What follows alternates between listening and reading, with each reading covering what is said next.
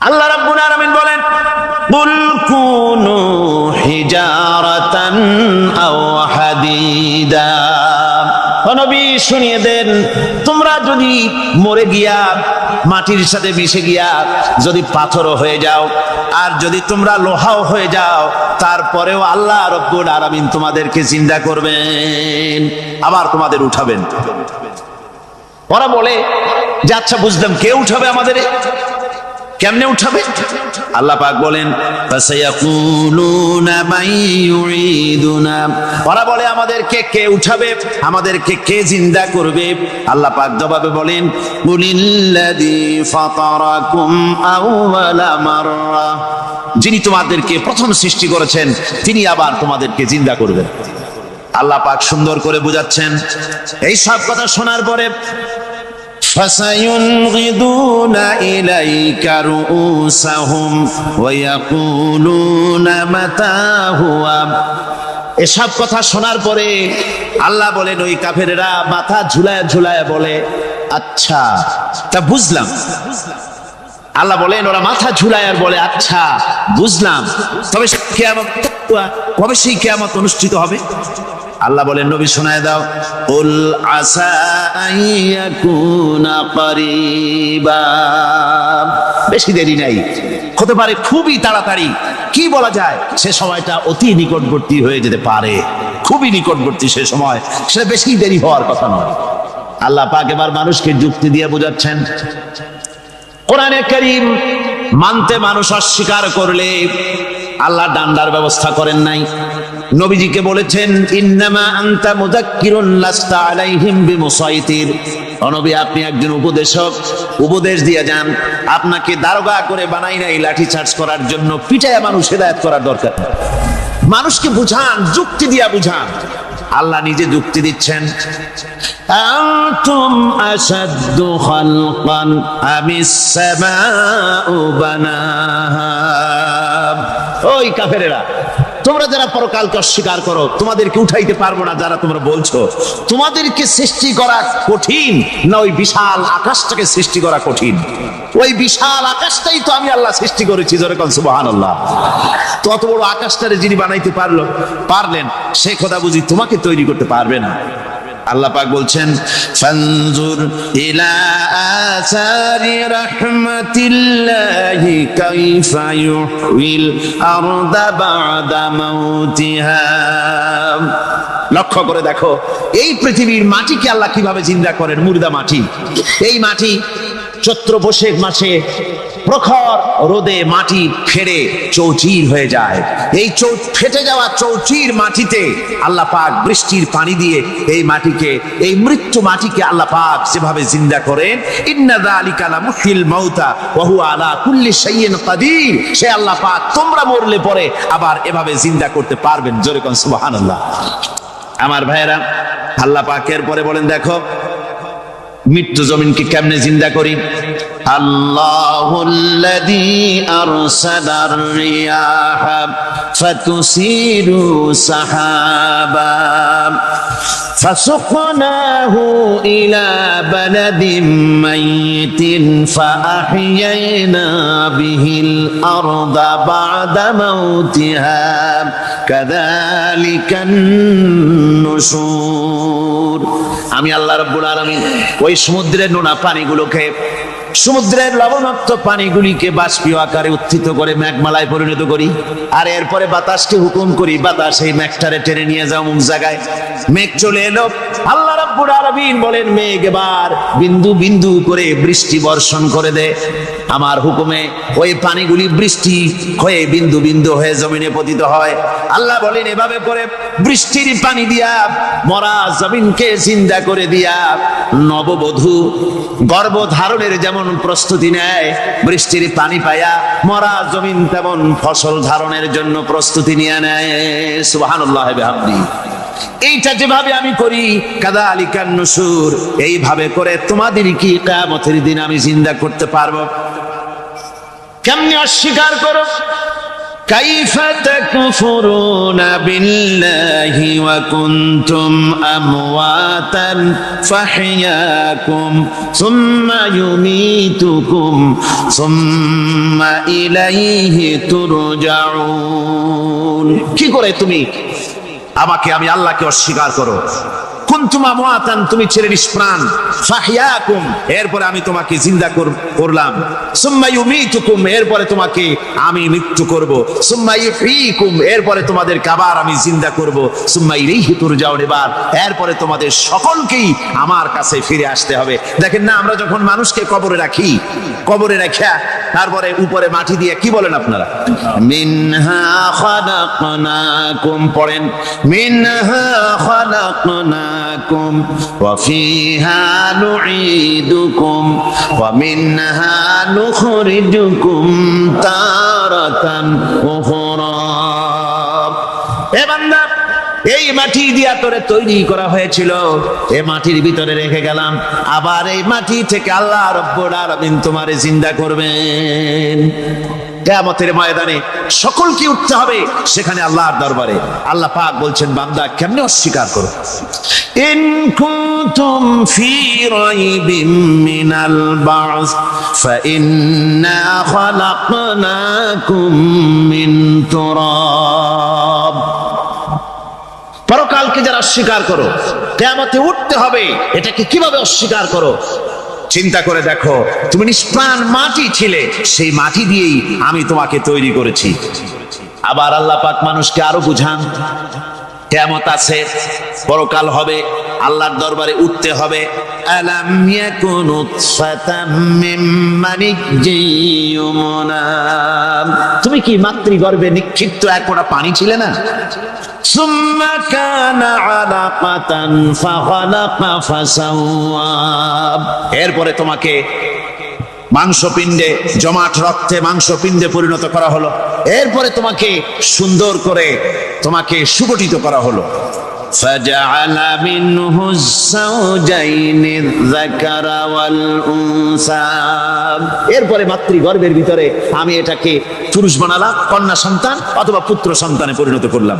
এইটা যে পেরেছে, যিনি পেরেছেন, আলাইসা যালিকা বিকাদিরিন আলা আইয়ুহিয়াল মাউতা, সে আল্লাহর পক্ষে কি সম্ভব নয় যে তোমার মৃত্যুর পরে তিনি আবার জিন্দা করতে পারবেন? কি বলেন সম্ভব না? তিনি পারবেন না? নিশ্চয়ই তিনি আবার কিয়ামতের মাঠে আমাদেরকে হাজির করতে পারবেন, এতে কোনো সন্দেহ নাই। আল্লাহ পাক সেই জন্য এখানে বলতেছেন যে ওরা বাল কাযযাবু বিসসাম, ওরা আসলেই পরে কালকে অস্বীকার করেছে। আপনি যে নবী, এতে কোনো সন্দেহ নাই। আপনি খানা খান, আপনি বাজারে যান, এটাই মূল আপত্তির বিষয় না। মূল কথা হলো তারা পরকালকে অস্বীকার করেছে।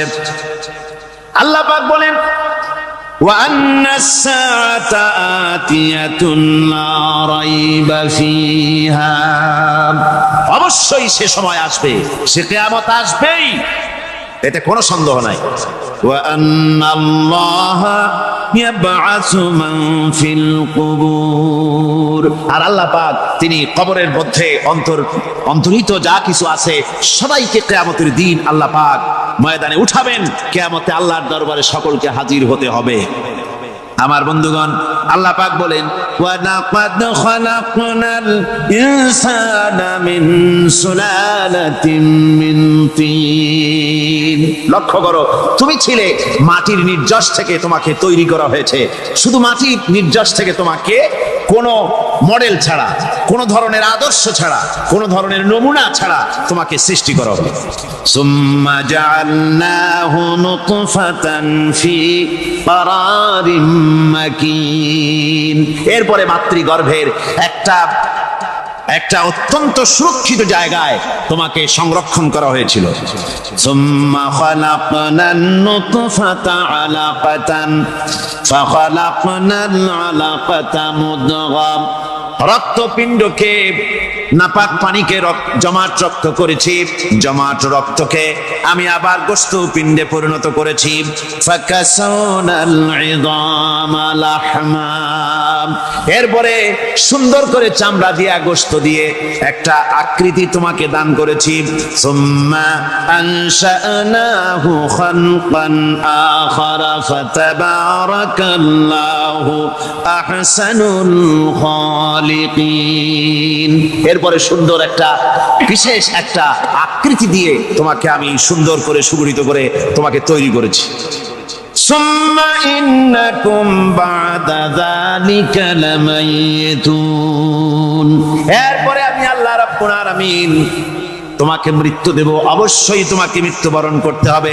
সুম্মা ইন্নাকুম ইয়াউমাল কিয়ামাতি তুবআসুন, এরপরে কিয়ামতের দিন আসবে, ওই বিশেষ মুহূর্ত আসবে, সেই নির্দিষ্ট সময় আসবে, ওই কিয়ামতের মাঠে আল্লাহর দরবারে তোমাদের সকলকে উঠতে হবে, কোনো সন্দেহ তাতে নাই। আল্লাহ পাক বলছেন وَأَعْتَدْنَا لِمَنْ كَذَّبَ بِالسَّاعَةِ سَعِيرًا, আমার এই পরকালকে, এই আখিরাতকে, কিয়ামতের দিনকে যারা অস্বীকার করবে, যারা মিথ্যা মনে করবে, আমি তাদেরকে জ্বলন্ত আগুনের শাস্তি তাদের জন্য রেখেছি। জোরে বলেন নাউজুবিল্লাহ। সেই কিয়ামত যে দিনটা আল্লাহ পাক মানুষের জন্য রেখেছেন, সেই কিয়ামতের অবস্থা বড়ই মারাত্মক। মানুষেরা তা জানে না। মানুষ যদি তা বুঝতে পারতো, জানতে পারতো, তাহলে মানুষেরা গুনাহের কাজ করতে পারতো না। আপনারা কি চিন্তা করেন, ওই যে কাফেরগুলি মক্কার জীবনে, রাসূল পাক সাল্লাল্লাহু আলাইহি ওয়াসাল্লামের মক্কি জিন্দেগিতে যে সমস্ত মানুষগুলি চুরি করত, ডাকাতি করত, জিনা করত, বদমাশি করত, মানুষ হত্যা করত, এই লোকগুলি ফিরে আসতো কিসের কারণে? তাদেরকে এই আখিরাতের কথা বলা হয়েছে, এই পরকালের কথা বলা হয়েছে। কোরআন শরীফে আল্লাহ রাব্বুল আলামিন পরকালের কথা, মৃত্যুর কথা, কিয়ামতের কথা, হাসরের কথা, সিরাতের কথা, মিজানের কথা, মওতের কথা যত বলেছেন, জান্নাতের কথা যত জায়গায় যতগুলা বলেছেন, সবগুলি আয়াতে কারিমা যদি এক জায়গায় করা যায়, তাহলে পুরা কোরআন শরীফের 1/3 10 পারার সমান হবে। জোরে বলেন সুবহানাল্লাহ। যেহেতু পরকালের চিন্তা ছাড়া মানুষের জীবন পরিচ্ছন্ন হতে পারে না, সুন্দর হতে পারে না, অপরাধ মুক্ত হতে পারে না। আল্লাহ পাক বলেন সেই দিনটি বড়ই ভয়ানক, বিপজ্জনক। ওই দিনটির ব্যাপারে আল্লাহ পাক তার বান্দাদেরকে সতর্ক করে দিয়েছেন, বান্দারা সতর্ক হয়ে যাও, এইভাবে দিন যাবে না, কিয়ামত আসবে। আর ওই কিয়ামত এত মারাত্মক হবে, আল্লাহ সতর্ক করছেন বান্দাদেরকে। ইয়া আইয়ুহান নাসুত্তাকু রাব্বাকুম ইন্না যালজালাতাস সাআতি শাইউন আযীম, হে মানব সকল, আত্মরক্ষা করো খোদার গজব থেকে, আল্লাহর গজব থেকে আত্মরক্ষা করো। ইন্না যালজালাতাস সাআতি শাইউন আযীম, সেই কিয়ামতের সেই কম্পন খুবই মারাত্মক, খুবই ভয়াবহ কম্পন সৃষ্টি হবে সেদিন। ইয়াউমা তারাউনাহা তাযহালু কুল্লু মুরদিআতিন আম্মা আরদাআত, সেদিন দেখতে পাবে স্তন্যদায়িনী মা, যে মা তার সন্তানকে দুধ দেয়, ওই মাও তার দুধের বাচ্চার কথা ভুলে যাবে, মনে থাকবে না। আল্লাহ রাব্বুল আলামিন বলেন ওয়া তাদাউ কুল্লু যাতিন হামলিন হামলাহা, গর্ভধারিণী মেয়ে লোক, তাদের গর্ভ খসে পড়বে। ওয়া তারান নাসা সুকারা, মানুষকে মানুষ দেখতে পাবে, মানুষগুলো উদ্ভ্রান্ত হয়ে পাগলের মতো ছোটাছুটি করছে।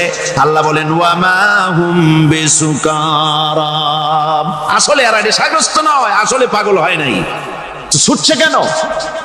কেন? স্তন্যদায়িনী মা দুধের বাচ্চার কথা ভুলে গেছে। গর্ভধারিণী গর্ভবতী নারী, তার গর্ভ খসে পড়েছে, মানুষ পাগলের মতো দৌড়াচ্ছে। কারণ কি? পাগল তো হয় নাই। আল্লাহ বলেন আসল কারণ হলো ওয়ালাকিন্না আযাবাল্লাহি শাদীদ, আল্লাহর ভয়ঙ্কর আযাব। আর এই সব দৃশ্য, এই সব কম্পন মানুষের মধ্যে ত্রাস সৃষ্টি করে দিয়েছে, এই অবস্থার সৃষ্টি করেছে। আমার ভাইয়েরা, আল্লাহ পাক বলেন ওয়ানযিরহুম ইয়াওমাল আজিফাতি ইযিল কুলুবু লাদাল হানাজিরি কাযিমিন। ও নবী, মানুষদেরকে আপনি সতর্ক করেন, ওই দিনটা এমন হবে ভয়ের চোটে মানুষের কলিজা তার মুখের কাছে চলে আসবে। মানুষ ভয়তে অস্থির হয়ে যাবে, কলিজা গলার কাছে চলে আসবে। সেই দিনের কথা তাদের শোনায় দেন। ওই দিনটা এমন মারাত্মক দিন। فكيف تتقون إن كفرتم يوما يجعل الولدان شيبا। সেদিন ভয়ে চিন্তায় যুবক ছেলে বৃদ্ধে পরিণত হয়ে যাবে, কিশোরগুলি তরুণগুলি বৃদ্ধে পরিণত হয়ে যাবে।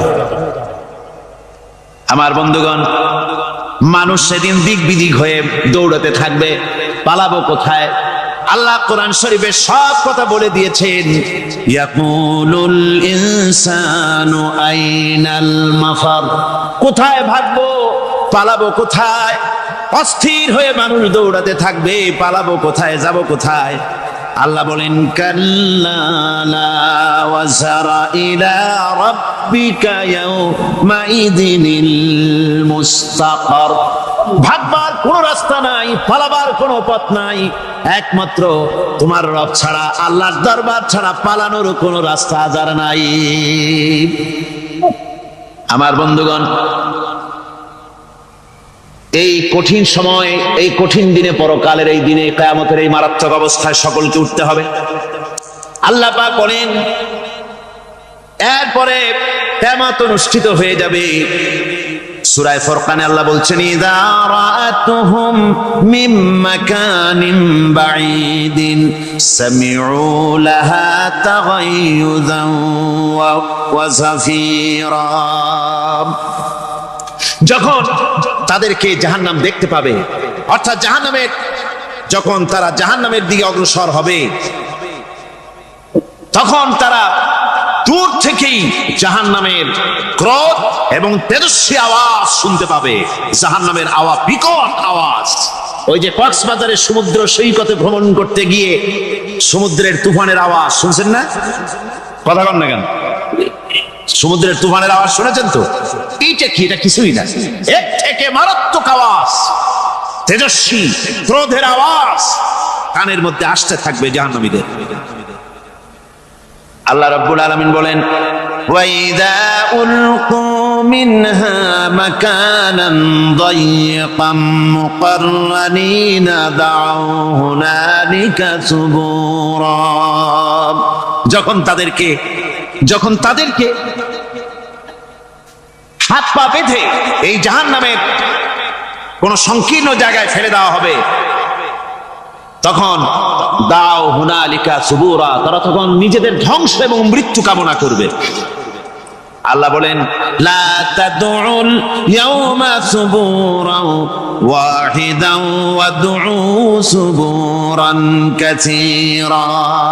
আজকে এক মৃত্যু ডেকো না, অসংখ্য মৌত ডাকো। আজকে মৌত আর তোমাদের আসবে না, অসংখ্যবার ডাকলেও মৌত তোমাদের আসবে না। এই যে জাহান্নাম, যে জাহান্নামের দিকে তাদের নিয়ে যাওয়া হবে, আল্লাহকে অস্বীকার করলে, নবীকে অস্বীকার করলে, ইসলামকে অস্বীকার করলে, আল্লাহর নবীর নবুয়তকে অস্বীকার করলে তাদের জায়গা হবে জাহান্নাম। আর সে জাহান্নাম এত মারাত্মক, এত কঠিন জায়গা, যে জায়গা সম্পর্কে আল্লাহ পাক বলছেন ইন্নাহু মাইয়াতি রাব্বাহু মুজরিমান ফাইন্না লাহু জাহান্নামা লা ইয়ামুতু ফিহা ওয়া লা ইয়াহইয়া। অপরাধী হয়ে যে লোক আল্লাহর দরবারে উপস্থিত হবে, তার জন্য জাহান্নাম হবে, জাহান্নামে আল্লাহ দিবেন। আর ওই জাহান্নামে যখন লোকটা পড়ে যাবে, জাহান্নামের অবস্থা এমন হবে লা ইয়ামুতু ফিহা ওয়া লা ইয়াহইয়া, সে বাঁচবেও না, মরবেও না, জীবন মৃত্যু একটা অবস্থা সৃষ্টি হবে। ওই জাহান্নামে নারুল্লাহিল মুকাদাতুল্লাতী তাত্তালিউ আলাল আফইদা। জাহান্নামের প্রচন্ড আওয়াজ, এই আগুন উৎক্ষিপ্ত হয়ে তাদের কলিজা পর্যন্ত, অন্তর পর্যন্ত স্পর্শ করবে। এই আগুনের তাপ, আর এদের পাহারায় রাখা হবে। ইন্নাহা আলাইহিম মুসাদাতুন ফি আমাদিম মুমাদ্দাদা, জাহান্নামীদের পাহারায় রাখা হবে নির্মম, কঠোর ব্যবহার, কর্কশ আওয়াজ, কর্কশ ভাষী এ ধরনের ফেরেশতাদেরকে রাখা হবে তাদের পাহারায়, তারা নিয়োজিত থাকবে। আল্লাহ রাব্বুল আলামিন বলেন, ও দুনিয়ার মানুষ, ইয়া আইয়ুহাল্লাযীনা আমানু ও আনফুসাকুম ওয়া আহলিকুম নারা, ও ঈমানদারেরা, আল্লাহর তো দয়া বেশি বান্দার জন্য। বান্দার উপরে দয়া কার সবচেয়ে বেশি? সবচেয়ে বেশি দয়া হলো বান্দার উপরে আল্লাহ। আল্লাহ চান না যে সে জাহান্নামে যাক, কঠিন জায়গা জাহান্নাম। আল্লাহ বলেন, ও মুমিনেরা, তুমি নিজে আর তোমার পরিবারবর্গকে জাহান্নামের আগুন থেকে রক্ষা করো, আগুন থেকে রক্ষা করো, জাহান্নামের রাস্তা থেকে তাদের ফিরাও।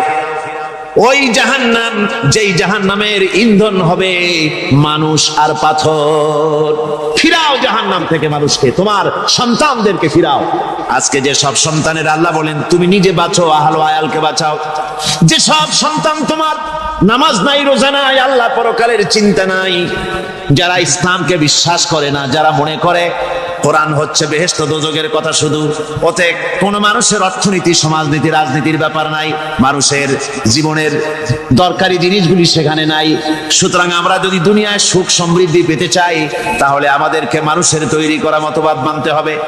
এইভাবে ছেলেরা যখন মানুষের তৈরিকার মতবাদের দিকে যখন দৌড়ায়, মা বাপ যদি তাদেরকে না ফিরায়, জাহান্নাম থেকে বাঁচাবার জন্য যদি চেষ্টা না করে, কিয়ামতের দিন ওই সন্তানেরা জাহান্নামে, যখন জাহান্নামের অর্ডার তাদের হয়ে যাবে, তারা বলবে, রব্বানা আরিনাল্লাযাইনি আদাল্লানা, হে আমার প্রভু, কে আমাদেরকে গোমরাহ করে দিল, মিনাল জিন্নি ওয়াল ইনসি, জিনের ভিতর থেকে, মানুষের ভিতর থেকে, আমাদের নেতারা, আমাদের মা বাপ, আমাদের মুরব্বী, কারা আমাদেরকে বিভ্রান্ত করলো, তোমার রাস্তা থেকে সরাই দিল, ওরা কই? ওদেরকে নিয়ে আসো। আমাদেরকে এই খারাপ রাস্তা থেকে ফিরায় নাই, জাহান্নামের পথে চলেছি, আমাকে ফিরায় নাই। ও আল্লাহ, আজকে এই জাহান্নামে যাওয়ার আগে ওই মা বাপ আর মুরব্বি আর নেতাগুলি নিয়ে আসো।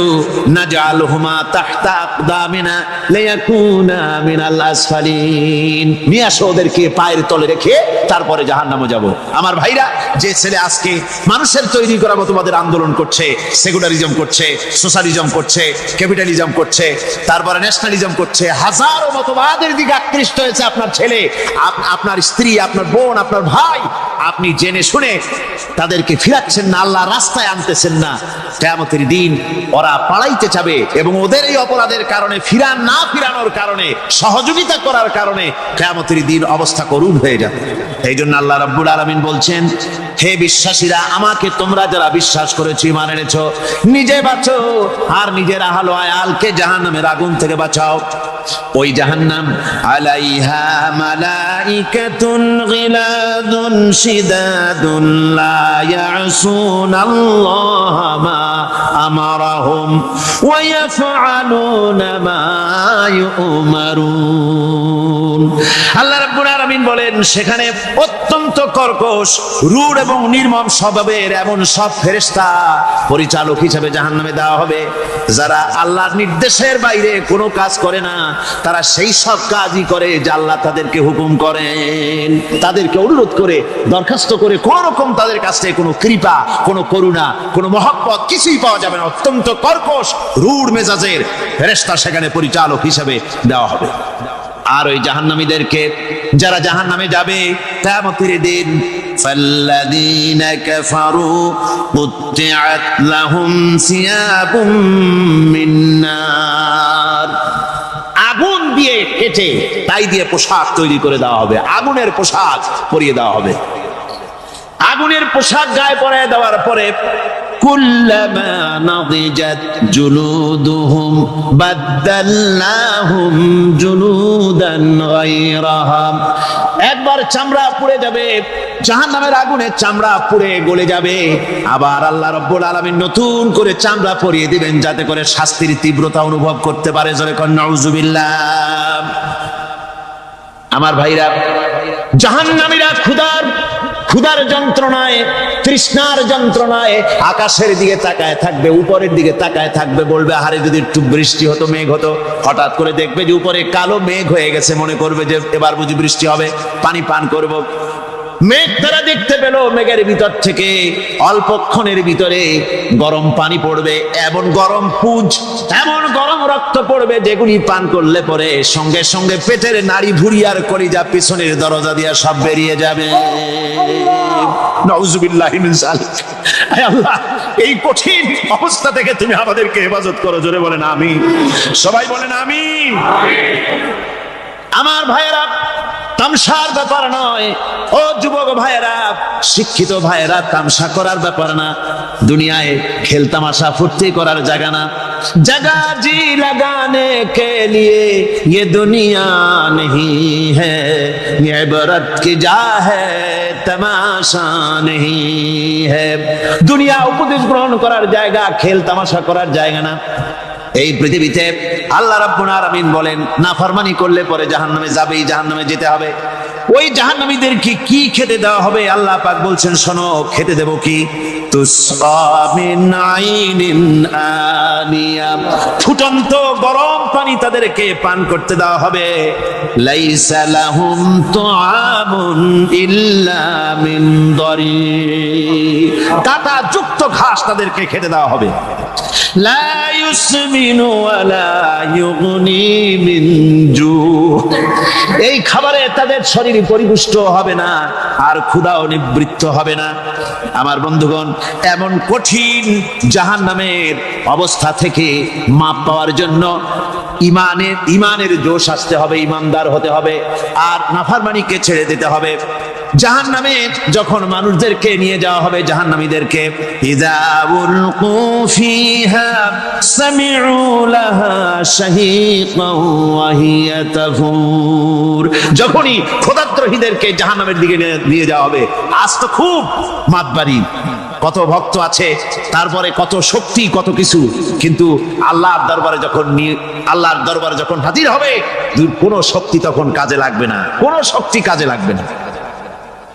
জাহান্নামে যখন তাদেরকে নিয়ে যাওয়া হবে, জাহান্নাম তখন গোসায় ফেটে পড়তে থাকবে, জাহান্নামের ভিতর থেকে গর্জন আসতে থাকবে, তাকাদু তামাইয়াজু মিনাল গায়জ, জাহান্নাম যেন গোসায় ফেটে পড়তে চাইবে। কুল্লামা উলকিয়া ফিহা ফাওজুন সাআলাহুম খাজানাতুহা আলাম ইয়াতিকুম নাদির, জাহান্নামের পরিচালক বলবে, ও আল্লাহর বান্দা, কেন আজ জাহান্নামে আসলি, কেন দোজখে আসলি? আলাম ইয়াতিকুম নাদির, তোর কাছে কি কোনো ভীতি প্রদর্শক কেউ যায় নাই? কোন নবীর কথা কি শোনো নাই? কোরআনের কথা কি শোনো নাই? হাদিসের কথা কি শোনো নাই? জাহান্নামে কেন এলি? এত বড় খারাপ জায়গা কেন আসলি? শোনো নাই কি? কোনো ভয় দেখানো কেউ কি সব সতর্কবাণী শোনায় নাই? বেঈমানেরা বলবে, ক্বালু বালা ক্বাদ জাআনা নাযীর, হ্যাঁ, আমাদের কাছে এসেছিল, আমাদের কাছে ভীতি প্রদর্শনকারী এসেছিল। ফাকাযযাবনা ওয়া কুলনা মা নাযালাল্লাহু মিন শাই, এসেছিল কিন্তু আমরা বলেছি বেটা মিথ্যে কথা বলে। জোরে কর নাউজুবিল্লাহ। বেটা মিথ্যে কথা বলে। কিসের ব্যস্ত, কিসের দোজখ? খালি খালি দোজখের একটা ভয় দেখাইয়া দুনিয়ার এই টাটকা সুখগুলি নষ্ট করতে চায় এরা। পয়গম্বরদেরকে এরকম বলেছে, আর আলেমদেরকেও যখন কোরআন হাদিস থেকে বলা হয় তখন বলে, এরা জানি দোজখের কথা কইতে, দোজখ কিসের? আর ব্যস্ত, সে তো এক অসভ্য উদ্যান। জোরে কর নাউজুবিল্লাহ। এমনি করে তারা তামসা করে। ওরা বলবে, আমরা এসেছিল ভীতি প্রদর্শনকারী, আমরা মিথ্যে মনে করেছি, বলেছি ওটা মিথ্যে কথা, আর বলেছি আল্লাহ এই ধরনের কিছু নাজিল করেন নাই। জাহান্নামীরা বলবে, ওয়াকালু লাউ কুন্না নাসমাউ আও নাকিলু মা কুন্না ফি আসহাবিস সাঈর, আরে লাউ কুন্না নাসমাউ, তার মানে হলো যদি আমরা শুনতাম, অর্থাৎ মানতাম, যদি নবীর কথা মানতাম, কোরআনের কথা যদি মানতাম আর যদি ভালো করে বুঝতাম, মা কুন্না ফি আসহাবিস সাঈর, তাহলে আজকে এই জাহান্নামের কঠিন শাস্তি আমাদের লাভ পেতে হতো না, জাহান্নাম থেকে বেঁচে যেতে পারতাম। কি সর্বনাশ করলাম বুঝি নাই, যা কিছু শুনেছি মানুষের কথা মতো শয়তানের ওয়াসওয়াসায় পড়ে তো ভুলই করলাম। সেদিন যতই আফসোস করা হোক না কেন, এই আফসোস কোনো কাজে লাগবে না। قل أذلك خير أم جنة الخلد التي وعد المتقون كانت لهم جزاء ومصيرا। আল্লাহ বলছেন এই সব কথা বলার পরে, জাহান্নামের সব শাস্তির কথা শুনাইয়া আল্লাহ বলছেন, বলেন কুল আযালিকা খায়রুন, এই পরিণতি কি ভালো যে জাহান্নামের পরিণতির কথা বলা হলো? তোমরা যে সমস্ত অবাধ্যতা করতেছো, ঈমান আনতেছো না, নবীকে গালাগালি করছো, ইসলাম মানতেছো না, নাফরমানি করছো, এর পরিণতি যা হবে, আযালিকা খায়রুন, এই পরিণতি কি ভালো? আম জান্নাতুল খুলদিল্লাতী উইদাল মুত্তাকুন, অথবা সেই চিরন্তন জান্নাত যার ওয়াদা করেছেন আল্লাহ পাক মুত্তাকিনদের জন্য, কানাত লাহুম জাযাআন ওয়া মাসীরা, যে জান্নাত হবে তাদের কর্মের প্রতিফল, আর এটাই হবে তাদের মহাযাত্রার শেষ মঞ্জিল। সেই জান্নাত, যে জান্নাত আল্লাহ রেখেছেন মুমিনদের জন্য। কাদের জন্য জান্নাত? মুমিনদের জন্য। সেটা এমন জান্নাত হবে, লাহুম ফিহা মা ইয়াশাউনা খালিদিন, যা চাইবে মনের আশা আকাঙ্ক্ষা অনুযায়ী সব পাবে বেহেশতের মধ্যে। খালিদিন, চিরকাল সেখানে থাকবে। কানা আলা রাব্বিকা ওয়াদান মাসউলা, এটা হচ্ছে তোমার রবের অবশ্য পূরণীয় ওয়াদা। জোরে বলেন সুবহানাল্লাহ। এটা তোমার আল্লাহর ওয়াদা এবং অবশ্যই তিনি তা পূরণ করবেন। তোমরা জান্নাতে থাকবে, সেখানে যা চাইবে তাই পাবে। একজন বলছিল জান্নাতে যাইয়া যা চাইবো তাই যদি পাই তাহলে তো খুব ভালো কথা। কয় যে হুজুর আমার তো হোক্কা খাওয়ার দারুণ অভ্যাস, তা বেহেশতের মধ্যে হোক্কা পাবো? বুজুর্গ ব্যক্তি বলছেন, আল্লাহর বান্দা, বেহেশতে যাইয়া যদি তুমি হোক্কা খাইতে চাও তো আল্লাহ তোমার হোক্কা দিবেন, কিন্তু আল্লাহর কসম করে বলতে পারি বেহেশতে যাইয়া এমন পচা জিনিস খাওয়ার তোমার ইচ্ছে জাগবে না। এত ভালো জিনিস তুইয়া এই পচা জিনিস খাওয়ার ইচ্ছা তোমার জাগবে না মনের ভিতরে। বেহেশত আল্লাহ রাব্বুল আলামিন মুমিনদের জন্য রেখেছেন। আমার ভাইরা, সে বেহেশতের বর্ণনা কোরআনে কারীমের মধ্যে আল্লাহ দিয়েছেন। একদিকে জাহান্নাম, কোরআনের বর্ণনা কত সুন্দর। জাহান্নামের কথা শুনতে শুনতে লোকেরা আল্লাহর ভয়তে হতাশ হয়ে যেতে পারে, আল্লাহর ভয়তে। সেই জন্য যত জায়গায় জাহান্নামের বর্ণনা আছে, সাথে সাথে আবার আশার সঞ্চার করার জন্য আল্লাহ জান্নাতের কথা বলেছেন। কাহ্হার এবং জব্বার নাম আল্লাহ যেখানে ব্যবহার করেছেন, সাথে সাথে আবার গফুর রহিম নাম ব্যবহার করেছেন, বান্দা যেহেতু হয়রান হয়ে না যায়। আমার ভাইরা, একদিকে জাহান্নামের এই কঠিন শাস্তির কথা, আবার অপর দিকে আল্লাহ বলেন, শোনো, এমন জান্নাত আমি রেখেছি, মাসালুল জান্নাতিল্লাতী উইদাল মুত্তাকুন, এমন বেহেশত মুত্তাকিনদের জন্য যার ওয়াদা করা হয়েছে, এমন বেহেশত সেটা, ফিহা আনহারুম মিন মাইন গায়রি আসিন, সেখানে এমন সুন্দর স্বচ্ছ পানির ঝর্ণাধারা, সুমিষ্ট পানির ঝর্ণাধারা রাখা হয়েছে। ওয়া আনহারুম মিন লাবানিন লাম ইয়াতাগায়্যার তা'আমুহু, আর সেখানে দুধের ঝর্ণা রাখা হয়েছে যার স্বাদ কখনো নষ্ট হবে না। ওয়া আনহারুম মিন খামরিন লাযযাতান লিশ-শারিবিন, আর রাখা হয়েছে পানীয়ের ঝর্ণাধারা যা পানকারীদের জন্য অত্যন্ত সুন্দর হবে, খুবই সুস্বাদু হবে। আর রাখা হয়েছে ওয়া আনহারুম মিন আসালিন মুসাফফা, পরিষ্কার পরিচ্ছন্ন সুস্বাদু মধুর ঝর্ণা। জোরে বলেন সুবহানাল্লাহ। গাছপালা তৈরি করেছেন, পানি তৈরি করেছেন, সব ব্যবস্থা করে দিয়েছেন। এমনকি শীতকালে পিঠা খাবেন, রসের ব্যবস্থাও করে দিয়েছে। চট্টগ্রামের রস আছে না? কি গাছের রস? খেজুর গাছের রস। এই খেজুর গাছের গোড়া খুঁজতে খুঁজতে 5 মাইল নিচেও যদি চলে যান, খেজুর গাছের মাথায় যেমন রস পাওয়া যায়, খেজুর গাছের 5 মাইল নিচে কি ওরকম এক ফোঁটা পানি পাওয়া যাবে? খেজুর গাছের ভিতরেও কি তেমন পাওয়া যাবে? ঠিক জায়গা মতো কাটলে যেমন রস পাওয়া যাবে, অন্য জায়গায় পাওয়া যাবে না। আবার খেজুর গাছের পাশে একটা নিম গাছ আছে, কিয়ামত পর্যন্ত নিম গাছ গিয়া শোষেন। মিষ্টি লাগবে? কি লাগবে? আল্লাহ রাব্বুল আলামিন, আপনি পিঠা খাবেন, খেজুর গাছ দিয়ে রস তৈরি করে দিলেন, পায়াস খাবেন, চাউল তৈরি করে দিলেন, গম দিয়ে দিলেন, গোশ খাবেন, কিমা খাবেন, কি খাবেন, সমস্ত কিছু রব্বুল আলামিন তৈরি করে মানুষের সামনে দিয়ে দিলেন। আর বললেন খাও, পান করো, খাও, আর আমার শুকর আদায় করো।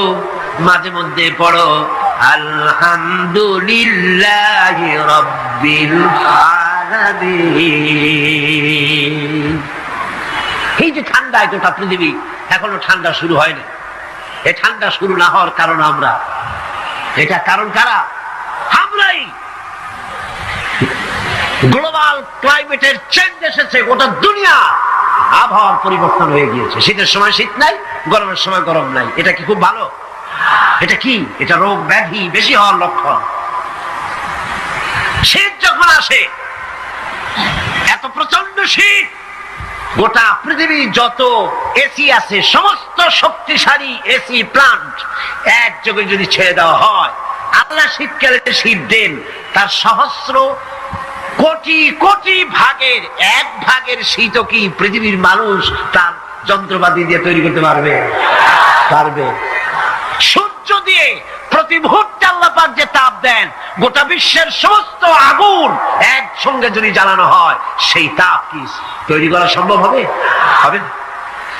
আল্লাহ রাব্বুল আলামিন মানুষের কল্যাণের জন্য মানুষের যা কিছু প্রয়োজন সবকিছু একটা একটা করে এভাবে তৈরি করে মানুষের সামনে সবকিছু দিয়ে দিয়েছেন এবং প্রয়োজন মিটিয়ে দিয়েছেন। যার যা প্রয়োজন তা তিনি মিটিয়ে দিয়েছেন।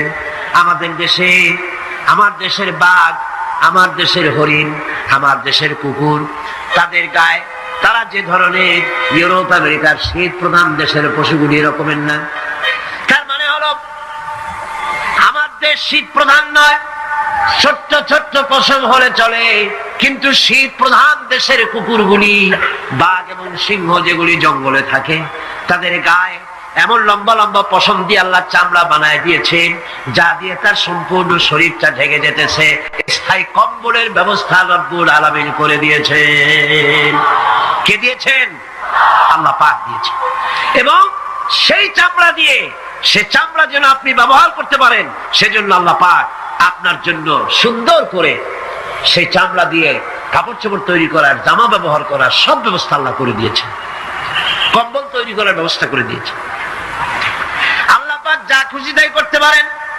কোরআন বলতেছে ফাআলুন লিমা ইউরিদ, যা খুশি তাই তিনি করেন। লা ইউসআলু আম্মা ইয়াফআলু ওয়া হুম ইউসআলুন, তিনি যা করেন সেজন্য কারো কাছে তাকে কৈফিয়ত দিতে হয় না, বরং গোটা বিশ্ব আল্লাহর কাছে কৈফিয়ত দিতে বাধ্য। সমস্ত বিশ্ব কৈফিয়ত দিতে কার কাছে বাধ্য? আল্লাহ পাকের কাছে কৈফিয়ত দিতে বাধ্য। প্রচন্ড শক্তির মালিক। মানুষেরা বোঝে না, ক্ষমতায় যখন আসে তখন চতুর্দিকে দেখে ক্ষমতা আর ক্ষমতা, কি যে করবে দিশা করতে পারে না। সারা জীবন ক্ষমতায় টিকে থাকার জন্য সর্বাত্মক প্রচেষ্টা চালায়, দেশ যখন পাইছি আর ছাড়বো না, ঠিক কিনা? এই চেষ্টা চালায়। কিন্তু আল্লাহ পাকের মূল ক্ষমতা তো আল্লাহর হাতে। আল্লাহ পাক ক্ষমতা দিয়ে বলেন লিনানজুরাকুম কাইফা তা'মালুন, ক্ষমতা দিয়ে তাকায় থাকি তোমার আমলটা কি হয় তা দেখার জন্য, তুমি করোটা কি সেইটা দেখার জন্য আমি দেখি। লিনানজুরাকুম কাইফা তা'মালুন। মানুষ ক্ষমতা হাতে পায়, অত্যাচার স্টিম রোলার চালায়, আল্লাহ দেখতে থাকে। আর আল্লাহ যখন অ্যাকশন নেন, সেই অ্যাকশন থেকে তাকে কেউ বাঁচাইতে পারে না। প্রচন্ড ক্ষমতার মালিক। রাতকে দিন বানাতে পারেন, দিনকে রাত বানাতে পারেন, আমিরকে ফকির বানাতে পারেন, ফকিরকে আমির বানায় দিতে পারেন, রাস্তার লোক ধরে নিয়ে প্রেসিডেন্ট বানায় দিতে পারেন, আবার নারাজ হলে পরে সুতার মালা দিয়ে জেলখানায় ঢুকাইয়া দিতে পারেন। ক্ষমতায় থাকাকালীন ফুলের মালা এত বেশি পায়, ফুলের মালায় গলা ভরে যায়, গাবতলির কোরবানির হাটেও এত মালা পায় না, এত মালা গলায় দিয়া আনন্দে ফুর্তিতে মারতে থাকে। আমার বন্ধুগণ মনে রাখেন, ফুলের মালায় আত্মহারা হয়েও না যারা ক্ষমতায় থাকো। এই ফুলের মালা আর ফাঁসির রশি একেবারেই পাশাপাশি। ফুলের মালা থেকে ফুলগুলি ঝরে পড়লেই ওই রশিটাই ফাঁসি হওয়ার জন্য যথেষ্ট, ঠিক কিনা? মানুষ বোঝে না, বোঝে না। আল্লাহ বলেন আমি তাকায় থাকি, দেখি কি করো, তোমার আমলটা কেমন হয়। ক্ষমতার মালিক আল্লাহ, দেওয়ার মালিক আল্লাহ। আর যখন নারাজ হয়ে যান, এক থাপ্পড় মেরে ক্ষমতা ছিনায় নিয়ে যান। পারেন কিনা? পারেন কিনা? ইতিহাস সাক্ষী। কিন্তু ইতিহাসের সবচেয়ে বড় শিক্ষা যে মানুষেরা ইতিহাস থেকে শিক্ষা গ্রহণ করে না। জগৎ জি লাগানে কে লিয়ে ये दुनिया नहीं है,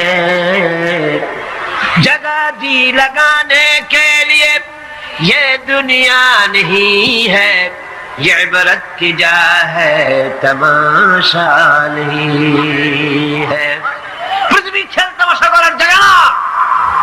ইতিহাস থেকে শিক্ষা নাও, পূর্বপুরুষদের দিকে তাকাও। আল্লাহ দিনের কর্মীদের উপরে আঘাত লাগাবার কারণে বংশ শুদ্ধ আল্লাহ সাফ করে দিয়েছে। দেন নাই? সে আল্লাহ আছে না নাই? চিল্লায় করে আছে না নাই? সে আল্লাহ পাক আছে। সে আল্লাহকে ভয় করে। ইত্তাকিল্লাহ, সে আল্লাহকে ভয় করে। আল্লাহ পাক ইচ্ছে করলে ক্ষমতা দিতে পারেন, ইচ্ছে করলে ক্ষমতা ছিনায়ও নিতে। সে আল্লাহ রাব্বুল আলামিন, ক্ষমতা দেওয়ার মালিক, ক্ষমতা ছিনিয়ে নেওয়ার মালিক, হায়াতের মালিক, মওতের মালিক। সবাই বলুন হায়াতের মালিক কে? মওতের মালিক কে? খাবারের মালিক কে? হাসাবার মালিক কে? কাঁদাবার মালিক কে? সব কিছুর মালিক কে? আল্লাহ রাব্বুল আলামিন। ইন্নাল্লাহা আলা কুল্লি শাইইন কাদির। সবকিছুই উপরে তিনি ক্ষমতাবান, যা খুশি তাই তিনি করেন। এ হচ্ছে আল্লাহর সৃষ্টি। সবকিছু আল্লাহ সৃষ্টি করেছেন। বরং কাফের বেঈমান যারা অস্বীকার করে আল্লাহ রাব্বুল আলামিন, সেই মানুষেরাই বুঝতে পারে না। বরং মানুষ যা কিছু তৈরি করেছে তা সবই আল্লাহর বানানো জিনিস, তার থেকেই করেছে। কথাটা বুঝে আসে না? মানুষ না বুঝেই বিজ্ঞানকে সবকিছুর প্রশংসা বিজ্ঞানের জন্য করে, বিজ্ঞানের জন্যই প্রশংসা অস্থির হয়ে যায়। যেমন ধরুন, রাজশাহী বিশ্ববিদ্যালয়ে আপনার ছেলে পড়ে, 6 মাস টাকা পয়সা পায় নাই, ধার খরচ করিয়া তার 6টা মাস চালায়। হঠাৎ করে পিয়ন মানি অর্ডার ফর্ম নিয়ে হাজির, 6,000 টাকা পাঠাইছে বাপে। টাকাগুলি নিয়ে সই করে পিয়নের কদমবুসি করে যে বাবাজি এতদিন পরে টাকা নিয়ে আসছেন, আপনার প্রতি আল্লাহ রহম করুন। এটা বুদ্ধিমান না বেকুব? বুদ্ধিমান না বেকুব? আরে বেটা, পিয়ন কি তোর বাজান? টাকাকে পাঠিয়েছে, বাবা পাঠিয়েছে, প্রশংসা তার কর। বিজ্ঞানীরা প্লেন বানিয়েছে, বিজ্ঞানীরা গাড়ি বানিয়েছে, বিজ্ঞানীরা কম্পিউটার তৈরি করেছে, প্রশংসা করো সেই আল্লাহ যে আল্লাহ রাব্বুল আলামিন বিজ্ঞানীর মাথায় বুদ্ধি দিয়েছে। প্রশংসা কর, আল্লাহ পাকের প্রশংসা করতে হবে। হায়াত খালকুল্লাহ, যা কিছু আল্লাহ বলছেন এ সব কিছু আল্লাহর সৃষ্টি। মানুষ কিছুই সৃষ্টি করেনি, শুধু আল্লাহর সৃষ্টি দিয়ে জোড়া তালি দিয়ে বানিয়েছে, ঠিক না? আল্লাহর বানানো জিনিস দিয়ে জোড়া তালি দেওয়া হয়েছে। আল্লাহ পাকের সৃষ্টি তো দূরের কথা, আল্লাহকেই মানতে চায় না। কি বলে? বলে আনসিন ইজ নাথিং। শুনছেন কথা? আনসিন ইজ নাথিং, যা দেখা যায় না তা কিছুই না, মানি না। যার রং নাই, রূপ নাই, ধরা যায় না, ছোঁয়া যায় না, অনুভব করা যায় না, তা মানি না। এই কথা দিয়ে তারা আল্লাহরে অস্বীকার করতে চায়। অথচ এই ভদ্রলোকেরা মাধ্যাকর্ষণ না দেখি বিশ্বাস করে মাধ্যাকর্ষণ আছে, ঠিক কিনা? এই ভদ্রলোকেরা বিদ্যুতের শক্তি দেখেই, বিদ্যুৎ কেউ দেখে? আপনারা দেখতেছেন বিদ্যুৎ? বিদ্যুতের শক্তি দেখে বিদ্যুৎকে বিশ্বাস করে, বাতাসের প্রচন্ডতা দেখে বাতাসকে অনুভব করে, বিশ্বাস করে, অক্সিজেন চোখে দেখে না, ইথারকে চোখে দেখে না, বিশ্বাস করে। কিন্তু এমনই নাস্তিক, এমনই কপাল পোড়া যে আল্লাহরে দেখা যায় না তাই বিশ্বাস করা যাবে না। এক নাস্তিকের সাথে হযরত ইমাম আবু হানিফা রাহমাতুল্লাহ আলাইহির এক বিতর্ক অনুষ্ঠান হলো। সেই বিতর্ক অনুষ্ঠানে ইমাম আবু হানিফা রাহমাতুল্লাহ আলাইহি পৌঁছতে বেশ দেরি করলেন। নাস্তিক তখন উপস্থিত জনতাকে বলছে, দেখো তোমাদের ইমাম, তোমাদের ইসলামী চিন্তাবিদ যুক্তিতে দুর্বল, সেই জন্য আসতেছে না। বেশ কিছুক্ষণ দেরি করে তিনি উপস্থিত হলেন।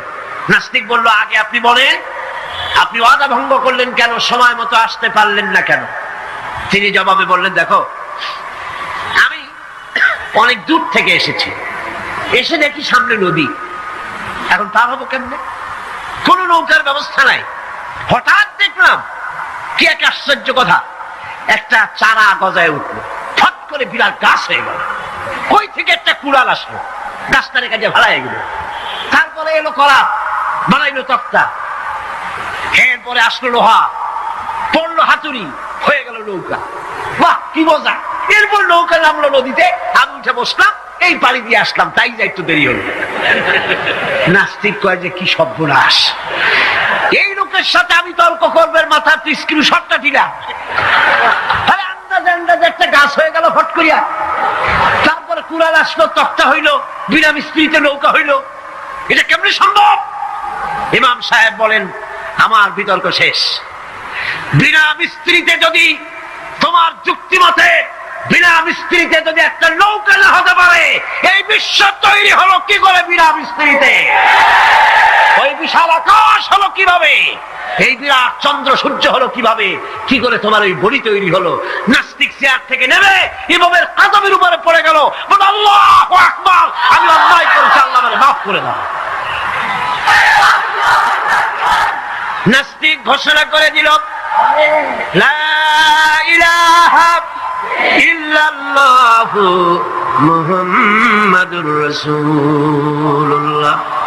জোরে বলেন, লা ইলাহা ইল্লাল্লাহু মুহাম্মাদুর রাসূলুল্লাহ, লা ইলাহা ইল্লাল্লাহ।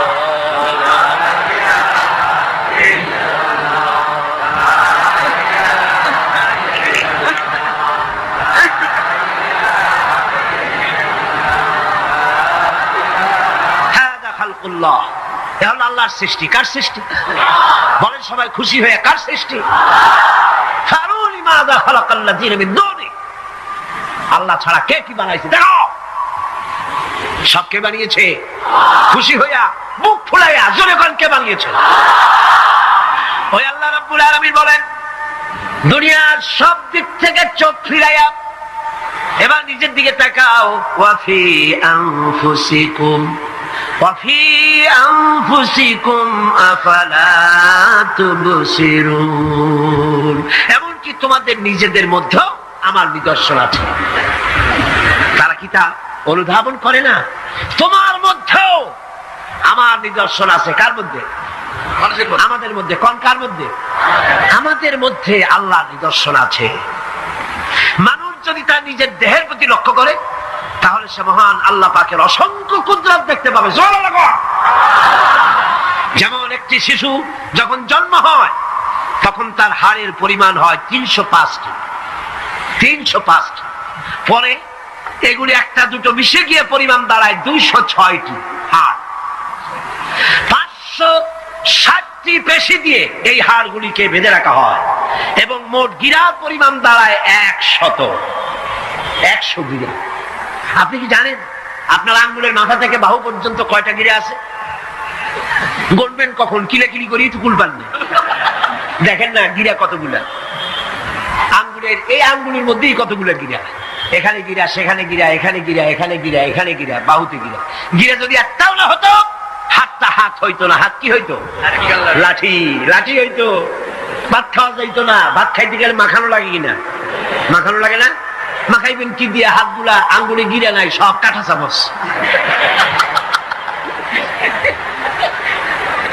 বায়ুতে কিনে নাই, হাত ক্লোজ হবে না, নিজের মুখে আসবে না। দুই হাতের মাথায় একজন বসবে, একজন আরেকজনের খাওয়াবে। তাও আবার খাওয়াই দিকে মুখের মধ্যে না গিয়ে নাকের সিধার মধ্যে গিয়ে ঢুকবে। হাসতেছেন, সুবহানাল্লাহ বল।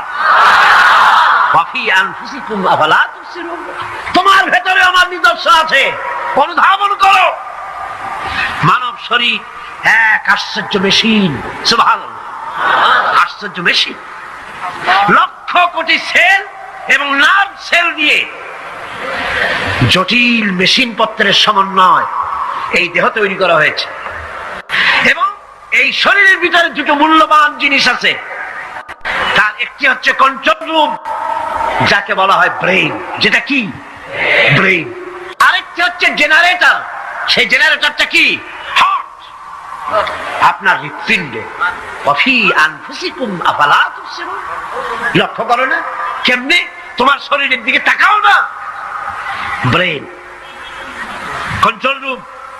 হার্টের কাজ হচ্ছে রক্তগুলিকে সার্কুলার করা, রক্তগুলিকে পৌঁছে দেওয়া সর্বত্র। যা খাচ্ছেন সমস্ত খাদ্যগুলিকে, রক্ত তৈরি হচ্ছে, হার্টের কাজ হলো এটাকে এইভাবে করে করে পৌঁছে দেওয়া। আর এই রক্তগুলি যদি না পৌঁছায়, শরীরের যে অংশে রক্ত পৌঁছাবে না সে অংশ কি হবে? প্যারালাইজড হবে, অবশ হবে। মাশাআল্লাহ, আপনারা সব ডাক্তার বুঝতে পারতেছেন, কথা বুঝে ফেলতেছেন, আলহামদুলিল্লাহ। রক্ত পৌঁছাবে না, প্যারালাইজড হয়ে যাবে। এই জন্য আল্লাহ কি করেছেন? পায়ের বুড়ো আঙ্গুল থেকে শুরু করে মস্তিষ্কের মাথা পর্যন্ত অসংখ্য নার্ভ, শিরা উপশিরা দিয়ে ভরে দিয়েছেন। কত শিরা, কত উপশিরা! চিকিৎসা বিজ্ঞানীরা বলেছেন মানুষের দেহের ভিতরে যত শিরা এবং উপশিরা আছে সবগুলি যদি বের করে একটার সাথে আরেকটা গিরা দেওয়া হয়, তাহলে তা এত লম্বা হবে যা দিয়া গোটা পৃথিবী 3 বার ঘোরা যাবে। এই শিরা উপশিরা গুলি যদি ছিঁড়ে ছিঁড়ে শরীর থেকে বের করে করে পাশাপাশি যদি সাজানো হয়, তাহলে 3 একর জমিন লাগবে সাজায়া রাখতে। এত শিরা উপশিরা দিয়ে এই পৃথিবী, এই শরীরটাকে আল্লাহ পাক সাজিয়ে দিয়েছেন, গুছিয়ে দিয়েছেন। অসংখ্য শিরা উপশিরা। হার্টের কাজ হলো রক্ত আসতেছে পাঞ্চ করে করে, এভাবে করে করে রক্ত পৌঁছায় দিচ্ছে হার্ট থেকে, তার মাথা থেকে শুরু করে পা পর্যন্ত। হার্ট প্রতি মিনিটে 10 পাউন্ড রক্ত সঞ্চালন করছে। ব্যায়ামের সময় এর পরিমাণ গিয়ে দাঁড়ায় 30 পাউন্ডে। এবং এক সময় যদি আপনি আহত হন, অনেকগুলি রক্ত যদি বেরিয়ে যায়, অন্তত 2.5 পাউন্ডের মতো রক্ত আপনার শরীরের মধ্যে সব সময় রিজার্ভ থাকে। কে রাখে? কে রাখে? কে রাখে? এবার আপনার হার্ট যদি দুর্বল হয়, হার্ট অ্যাটাক হয় না? সিটাগাঙ্গে নাও হইতে পারে, নাকি হয়? হার্ট যদি অ্যাটাক হয়, হার্ট অ্যাটাক হয় কেন? হার্টের যেই জিনিস ভেতর দিয়ে রক্তগুলি প্রবাহিত হয়, আর্টারি যেগুলি, এই আর্টারিগুলি যদি অতিরিক্ত চর্বির কারণে, অনেকে তো খায় জম্মের খাওয়া, ডাইনি বাই তাকায় না, সুবহানাল্লাহ, সাইলেন্ট কপাল বাদ দেওয়ার সব পেট, খাওয়ার সময় বিসমিল্লাহ কয় না, শেষও আলহামদুলিল্লাহ কয় না, খায় আর কয় যা মজা হইছে, কোনো কথাবার্তাও পাইকারি দরে খেলে পরে চর্বি হবে। এই চর্বিগুলো গিয়ে হার্টের যে আর্টারিগুলি আছে, রগ আছে, এই রগগুলির ভিতরে চর্বি জমে যায়। চর্বি জমার কারণে রক্ত পাস করতে পারে না, হার্ট অ্যাটাক করে। হার্ট অ্যাটাক করলে পরে রোগী যদি বেঁচে যায়, তাহলে বাইপাস অপারেশন করতে হয়। বাইপাস অপারেশন করতে যখন যায়, তখন তার জন্য রগ দরকার। ওই যেটা ব্লক হয়েছে ওটা ফেলে দিতে হবে, নতুন আরেকটা রগ লাগবে। এবার আপনি দেখেন, আমার আল্লাহর কুদরতের দিকে তাকান। আপনার হার্ট অ্যাটাক করতে পারে, নতুন করে একটা রগের দরকার হতে পারে। এই রগ গরুর রগ দিয়ে হবে না, এই রগটা ছাগলের রগ দিয়ে হবে না। কোথায় পাবেন রগ? কে দেবে আপনার রগ? আল্লাহ পাক আপনার পায়ের ভেতরে রানের মধ্য দিয়া স্পায়ার রগ সেখানে রেখে দিয়েছেন। হার্ট অপারেশন যখন করা হয়, ডাক্তারেরা ব্লক করা হার্ট, ওই রগটাকে ফেলে দিয়া উরুর ভিতর থেকে রগ বের করে কলিজার মধ্যে লাগায় দেয়।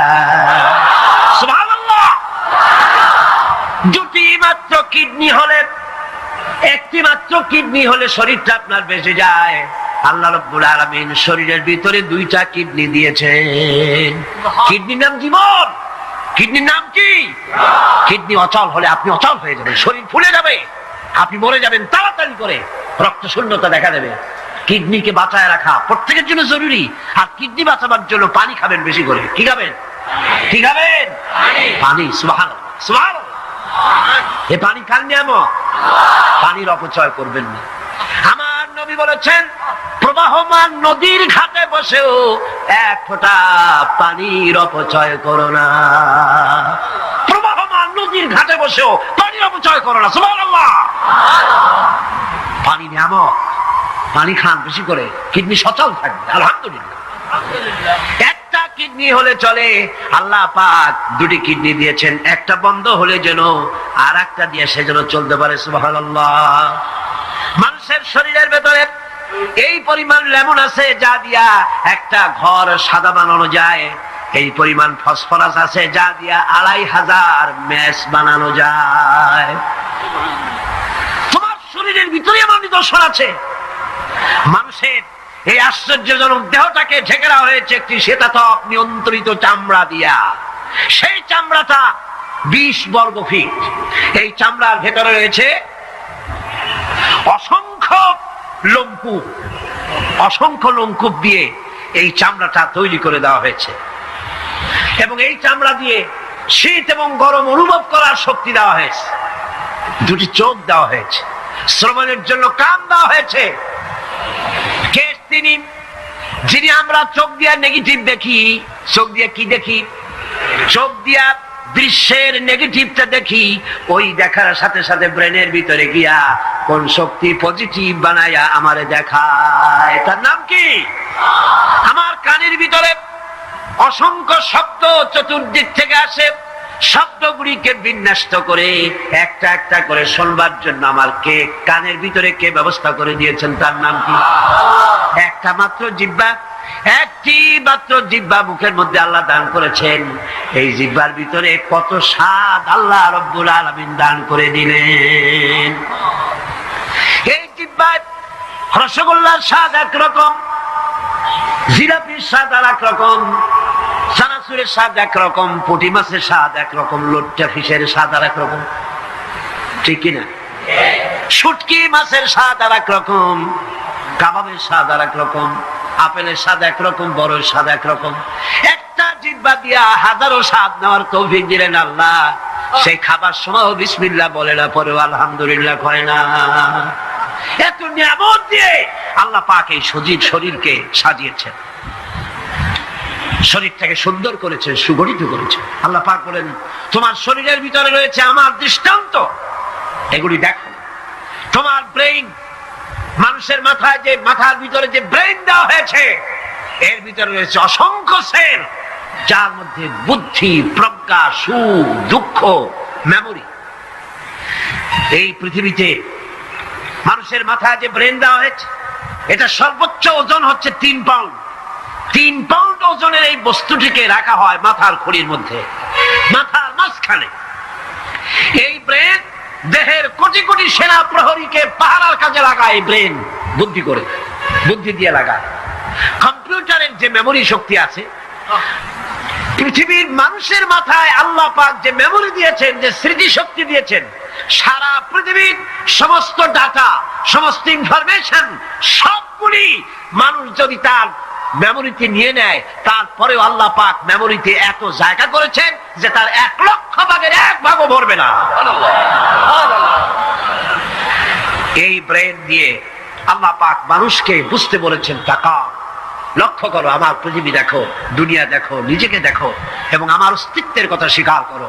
আমি তোমাকে সৃষ্টি করেছি। আল্লাহ পাক বলেন, হাদা খালকুল্লাহি ফাআরুনি মাযা খালাকাল্লাযীনা মিন দুনিহি বালিয যালিমুনা ফি যালালিম মুবিন। এ হচ্ছে আল্লাহর সৃষ্টি। এখন দেখাও তো অন্যরা কি সৃষ্টি করেছে, অন্যরা কি সৃষ্টি করেছে? আছে কিছু? অন্যরা আল্লাহর জিনিস দিয়া তারা আল্লাহর জিনিস দিয়ে জোড়াতালি দিয়ে তৈরি করেছে, কিন্তু সমস্ত সৃষ্টির মূল হচ্ছে আল্লাহ পাক। আজকে আমাদের সন্তানদেরকে যদি কোরআন থেকে আজকে যে কথাগুলি বললাম, এই কথাগুলি যদি কলেজে বিশ্ববিদ্যালয়ে পড়ানো হতো, আমার ছেলে কি নাস্তিক হতে পারত? বলেন, আমার এই ছেলে কলেজে বিশ্ববিদ্যালয়ে যেসব ছেলেপেলেরা পড়ে, এগুলি কি বোম্বাই থেকে আসছে না মঙ্গল গ্রহ থেকে নাজিল হয়েছে? আমাদের ছেলেপেলে কিনা? এই ছেলে যখন প্রাইমারি স্কুলে পড়তো, তখন রমজান মাসে সেহরি করতে না উঠাইলে সকালবেলায় মা বাপের উপরে অভিমান করে, রাত করে, কান্দাকাটি করে না খাইয়া সারাদিন রোজা রেখেছে, ঠিক না? বলেন আমার এই কথাটা ঠিক কিনা? এই ছেলেটি প্রাইমারি ছেলে হাই স্কুলে যখন গিয়েছে, তখনও সে নামাজ পড়তো, আলেম ওলামা দেখলে ভক্তি করত, শ্রদ্ধা করত। যেই না কলেজে ঢুকলো, নামাজ গেল, রোজা গেল, চরিত্র গেল। এরপরে আলেম ওলামা পীর বুজুর্গ দেখলি বলতে থাকে, এরা এই দেশটারে খাইছে। দেশ খাইলো কেমন? আলেম ওলামারা তারা কি দেশে কখনো ক্ষমতায় গেছে? বলেন গেছে? আলেম ওলামারা তো জীবনে ক্ষমতাই যায় নাই, তারা দেশ খাইলো কি করে? যারা ক্ষমতায় থাকে ওরা খায় না, যারা ক্ষমতায় যায় না ওরা খায় জম্মের খাওয়া। আশ্চর্য কথা, এরা এই দেশটারে খাইছে। নামাজ নাই, রোজা নাই, তারপরে বলা শুরু করে আল্লাহ নাই। এরপরে ডুফুর্তি, নো চিন্তা, জেনা, ব্যভিচার, মদ, জুয়া ইত্যাদিতে লিপ্ত হয়ে গেল। আমার সোনার টুকরা ছেলে যেই না গেল বিশ্ববিদ্যালয়, কয়লা টুকরায় পরিণত হয়ে গেল, ঠিক কিনা? এটা কে করলো? কে করলো? করেছে এক শ্রেণীর ঠক নামের কলঙ্ক, যারা শান্তিনিকেতনের গোলাম, যারা মার্কস এবং লেনিনের গোলাম, মাও সেতুংয়ের গোলাম। এই গোলামেরা দুনিয়ার মানুষকে, আমার সন্তানগুলিকে ধ্বংস করে দিল। আর যদি আমি আলোচনার শুরুতেই বলেছিলাম, যদি কোরআন এবং সুন্নাহ যদি পড়ানো হতো কলেজ বিশ্ববিদ্যালয়, তাহলে আমার এই সন্তানগুলি চোর হতো না, ডাকাত হতো না, জেনাকার হতো না, বদমাশ হতো না, খাঁটি মুসলমান হয়ে বেরিয়ে আসতো, যা দেখতে আমাদের চক্ষু ঠান্ডা হয়ে যেত। যেরকম সুবহানাল্লাহ। সেই ধরনের এই কোরআন ভিত্তিক শিক্ষা ব্যবস্থা বাংলাদেশে চালু হোক, তা কি আপনারা চান? যারা বলেন চান, যারা চান দু হাত উঁচু করে দেখান। আল্লাহুম্মা আমিন। রব্বানা যালামনা আনফুসানা ওয়া ইন লাম তাগফির লানা ওয়া তারহামনা লানাকুনান্না মিনাল খাসিরিন। রব্বানা লা তুযিগ কুলুবানা بعد إذ هديتنا وهب لنا من لدنك رحمة إنك أنت الوهاب। হে আল্লাহ তাআলা, বিশাল এই জনসমুদ্র নিয়ে তোমার দরবারে কোরআনে কারীমের আলোচনা করে হাত তুলেছি, মেহেরবানি করে সওয়াবটুকু জনাবে মুহাম্মদ রাসূলুল্লাহ সাল্লাল্লাহু আলাইহি ওয়াসাল্লামের রূহ মুবারকে পৌঁছে দাও। পৃথিবীর মাটির নিচে যত মুমিন মুমিনাত শুয়ে আছেন, তাদের আরওয়ার পরে সওয়াব পৌঁছায় দাও। হে আল্লাহ তাআলা, আমাদের মধ্য থেকে যাদের মা বাপ দুনিয়া থেকে জন্মের মতো বিদায় হয়ে গেছে, কবরগুলিকে জান্নাতের টুকরা বানায়া দাও। রব্বিরহামহুমা কামা রব্বায়ানি সগীরা। সবাই পড়েন, রব্বিরহামহুমা কামা রব্বায়ানি সগীরা। হে আল্লাহ তাআলা, বিশাল এই মাহফিলে কোরআন শোনার জন্য কোরআনের পাগল মুসলমানেরা, অমুসলিমরা দূর দরাজ থেকে, বিভিন্ন জেলা থেকে, আশেপাশের দেশ থেকে কোরআন শোনার জন্য আসে। আল্লাহ তুমি দয়া করে কোরআনের হেদায়েত আমাদের নসিব করে দাও। আমাদের এই দেশটি কোরআনের শাসন দিয়ে পরিচালিত হয়েছে, এই দৃশ্য আমাদের চোখে দেখার তৌফিক দান করে দিও। হে আল্লাহ তাআলা, এই বিশাল মাহফিল পরিচালনা করতে গিয়ে ইসলামী সমাজ কল্যাণ পরিষদ প্রতি বছর হিমশিম খেয়ে যায়। সামান্য একটা মেয়ের বিয়েতে কত টাকা লাগে, লক্ষ লক্ষ টাকা সেখানে খরচ হয়ে যায় ছেলে মেয়ের বিয়েতে। আর এত বড় বিশাল প্যান্ডেল, এত লাইট, এত মাইক, এত প্রচার, এত মাইকিং, এত হ্যান্ডবিল, এত পোস্টার, এত মেহমান। হায় আল্লাহ তাআলা, এত ভলেন্টিয়ার, কত বেশি খরচ হতেছে। আল্লাহ তোমার বান্দাদেরকে বোঝার তৌফিক দিয়ে দাও। তোমার দিনদার, ইমানদার, মালদার সমস্ত মানুষদেরকে এই বিশাল মাহফিলে আর্থিক দিক থেকে সহযোগিতা করার তৌফিক দান করে দাও। আয় আল্লাহ, যে সমস্ত মেহমানদেরকে এখানে দাওয়াত দেওয়া হয়েছে, সমস্ত মেহমান সহি সালামতে তাদের যাতায়াতের ব্যবস্থা করে দিও এবং তাদেরকে সুন্দর করে উপস্থাপনা করার বলার তৌফিক দান করে দিও। রব্বুল আলামিন, তুমি আমাদের দিনের সমস্ত নেক কামনা পুরা করো এবং আমাদেরকে তোমার খাঁটি গোলামদের মধ্যে শামিল করো। রব্বুল আলামিন, কিয়ামতের দিন তুমি মেহেরবানি করে আমাদেরকে তোমার গোলাম হিসাবে কবুল করে নিও। রব্বানা তাকাব্বাল মিন্না ইন্নাকা আনতাস সামিউল আলিম وتب علينا إنك أنت التواب الرحيم سبحان ربك رب العزة عما يصفون وسلام على المرسلين الحمد لله رب العالمين واجعل آخر كلمة عند الموت لا إله إلا الله محمد رسول الله।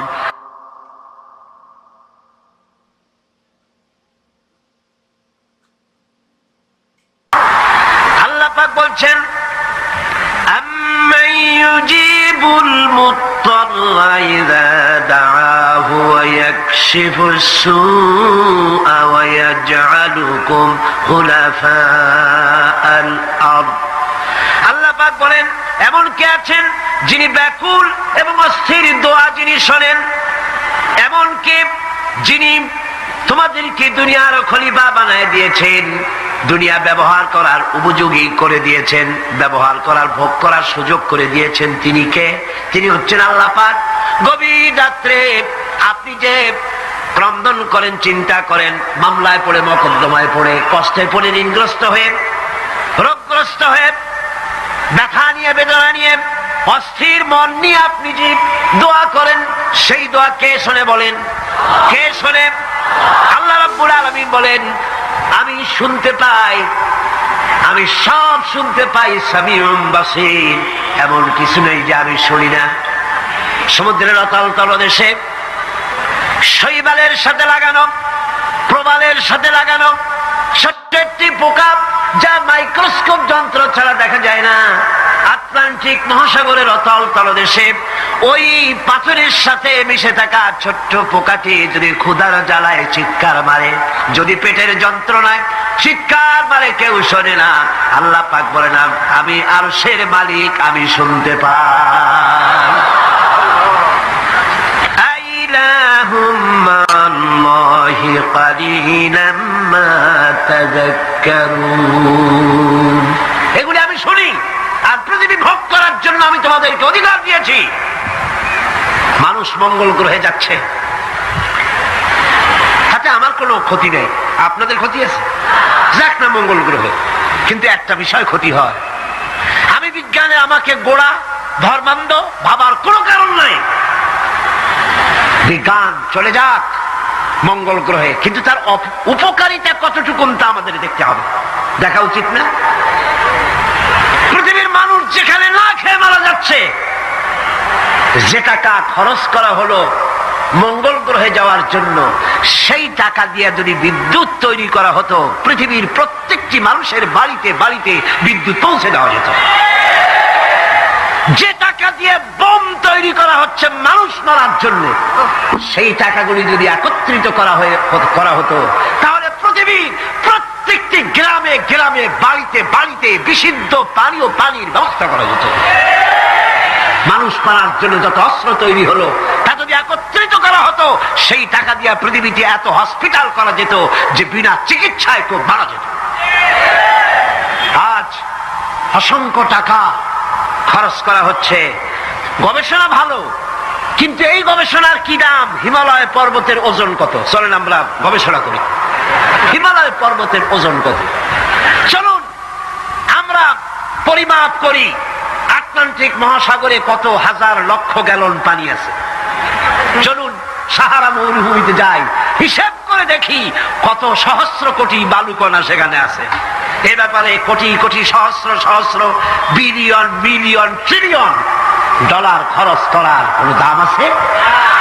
মানুষ মানুষের জন্য, মানুষ মানুষের কল্যাণের জন্য। সেই কল্যাণ যদি সাধিত না হয়, তাহলে কি হবে? আল্লাহ পাক বলছেন এই পৃথিবী তোমাদের জন্য ভোগ দখলের জন্য দিয়েছি, পৃথিবী নিয়ে বেশি ভাবো। এখানে নিয়ামত আছে, সাথে বাস করতে পারবা না, সাথে যাইতে পারো, সাথে তো মানুষ গেছেও, যাইতে ক্ষতি নাই, আমি কিন্তু মানা করি না, আর আমার মানা শরীবে কে, সাথে যাক না, ক্ষতি কি? আমার বক্তব্য মনে হয় বুঝতে আপনাদের কষ্ট হয়নি, বুঝতে কষ্ট হয়েছে? আমার বক্তব্য হচ্ছে যে রিসার্চে, যে গবেষণায় মানবতার কল্যাণ হয়, পৃথিবীর কল্যাণ হয়, টাকা সেখানে লাগু। কিন্তু পৃথিবীর ইহুদি খ্রিস্টান ঐক্যবদ্ধ, মানবতার কল্যাণে টাকা খরচ করা হবে না, মানবতার কল্যাণে না, বরং অন্য কাজে রিসার্চ করে করে টাকা পয়সা খরচ করা হবে। যাক, তারা করতে থাকো। এরপরে আল্লাহ পাক বলেন, আম্মান ইয়াহদিকুম ফি যুলুমাতিল বাররি ওয়াল বাহরি ওয়া মান ইউরসিলুর রিয়াহা বুশরাম বাইনা ইয়াদাই রাহমাতিহি। কে সে যিনি জলে স্থলে অন্ধকারে তোমাদের পথ দেখিয়ে দেন? অন্ধকারের ভিতরে, পানির ভিতরে এবং স্থল ফাঁকে কে তোমার পথ দেখায়? কে দেখায়? বলেন না, কে দেখায়?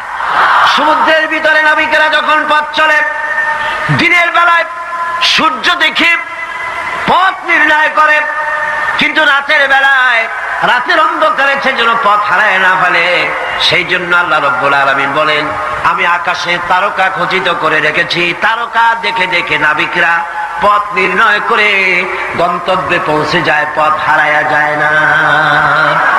অন্ধকারের ভিতরে আমি তো পথ সৃষ্টি করেছি। আইলাহুম মা'আল্লাহ তাআলা আল্লাহু আম্মা ইউশরিকুন। ওই আল্লাহর সাথে কে আছে শরীক, যিনি কাজগুলিতে আল্লাহর সাথে সহযোগিতা করেছে?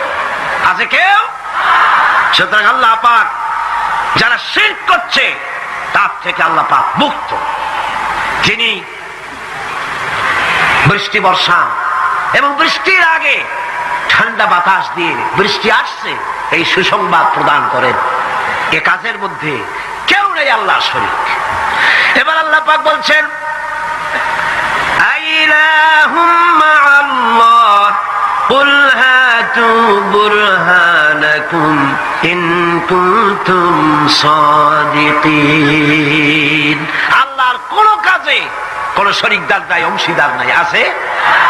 বলো, যদি তোমাদের কাছে কোনো দলিল থাকে দলিল পেশ করো।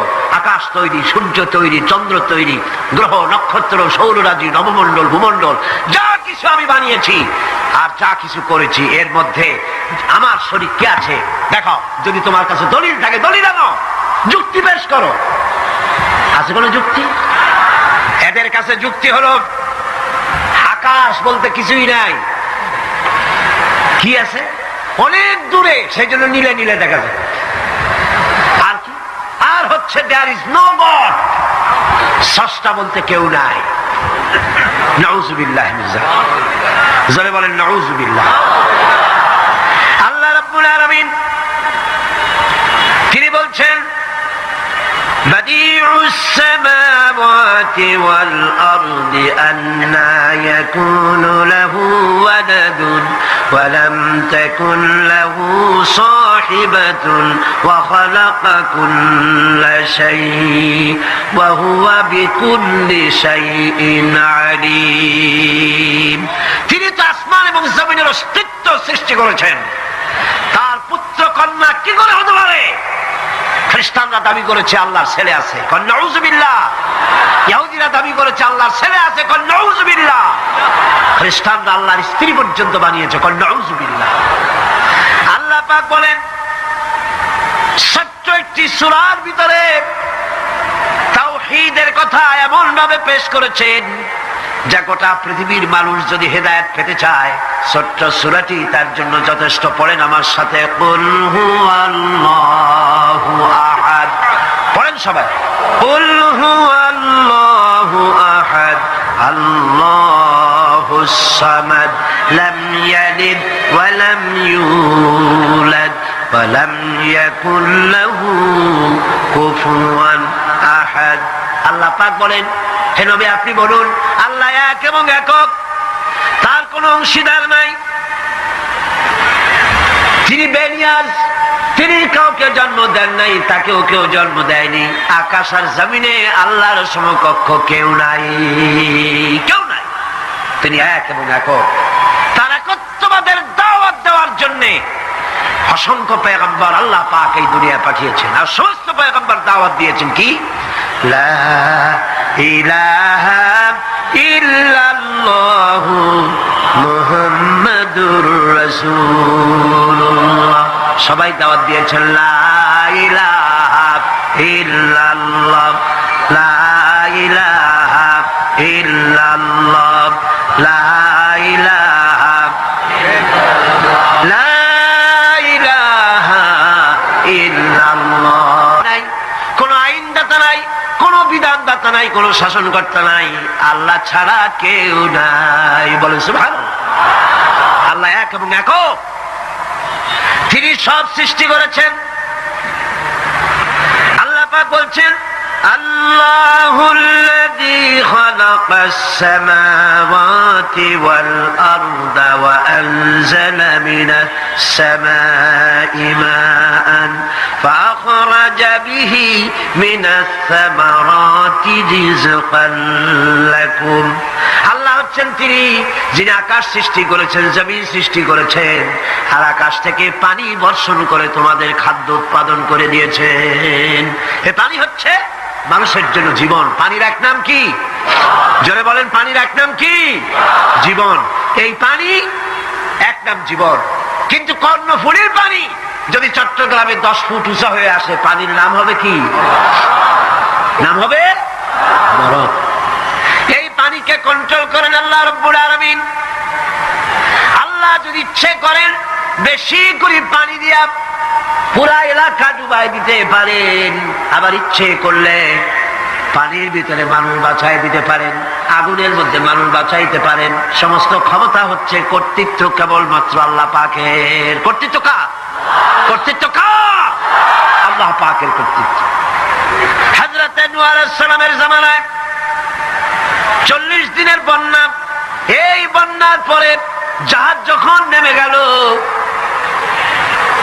তখন তিনি মনে মনে ভাবলেন আমি তো জোড়ায় জোড়ায় করে সমস্ত প্রাণীগুলি আর মানুষগুলি, কিছু কিছু মানুষ যারা ঈমান এনেছিল তাদের জাহাজে উঠাইছে, কিন্তু একটি বুড়ি আমার উপরে ঈমান এনেছিল আর আমি তার ওয়াদা করেছিলাম সাথে করে নিয়ে যাব, আমি তো তার কথা ভুলে গিয়েছি। অনুশোচনা এলো। জাহাজ থেকে নেমে চতুর্দিকে লক্ষ্য করলেন, মানুষ নাই, জনপদ নাই, সব শেষ হয়ে গেছে। পাহাড় পর্বত কাত হয়ে পড়েছে, বিল্ডিং গুলি শেষ হয়ে গিয়েছে, কোন জনপদে কোনো প্রাণী নাই, প্রাণী বলতে কিছুই নাই। হঠাৎ দূরে দেখতেন একটা কুড়ে ঘরের মতো দেখা যায়। ভাবলেন এত বড় বন্যার ভিতরে কুড়ে ঘর কেমনে থাকলো? আস্তে করে হেঁটে গেলেন কুড়ে ঘরের কাছে। ভেতরে মানুষ আছে বলে মনে হলো। বাইরের থেকে প্রশ্ন করলেন ভিতরে কে?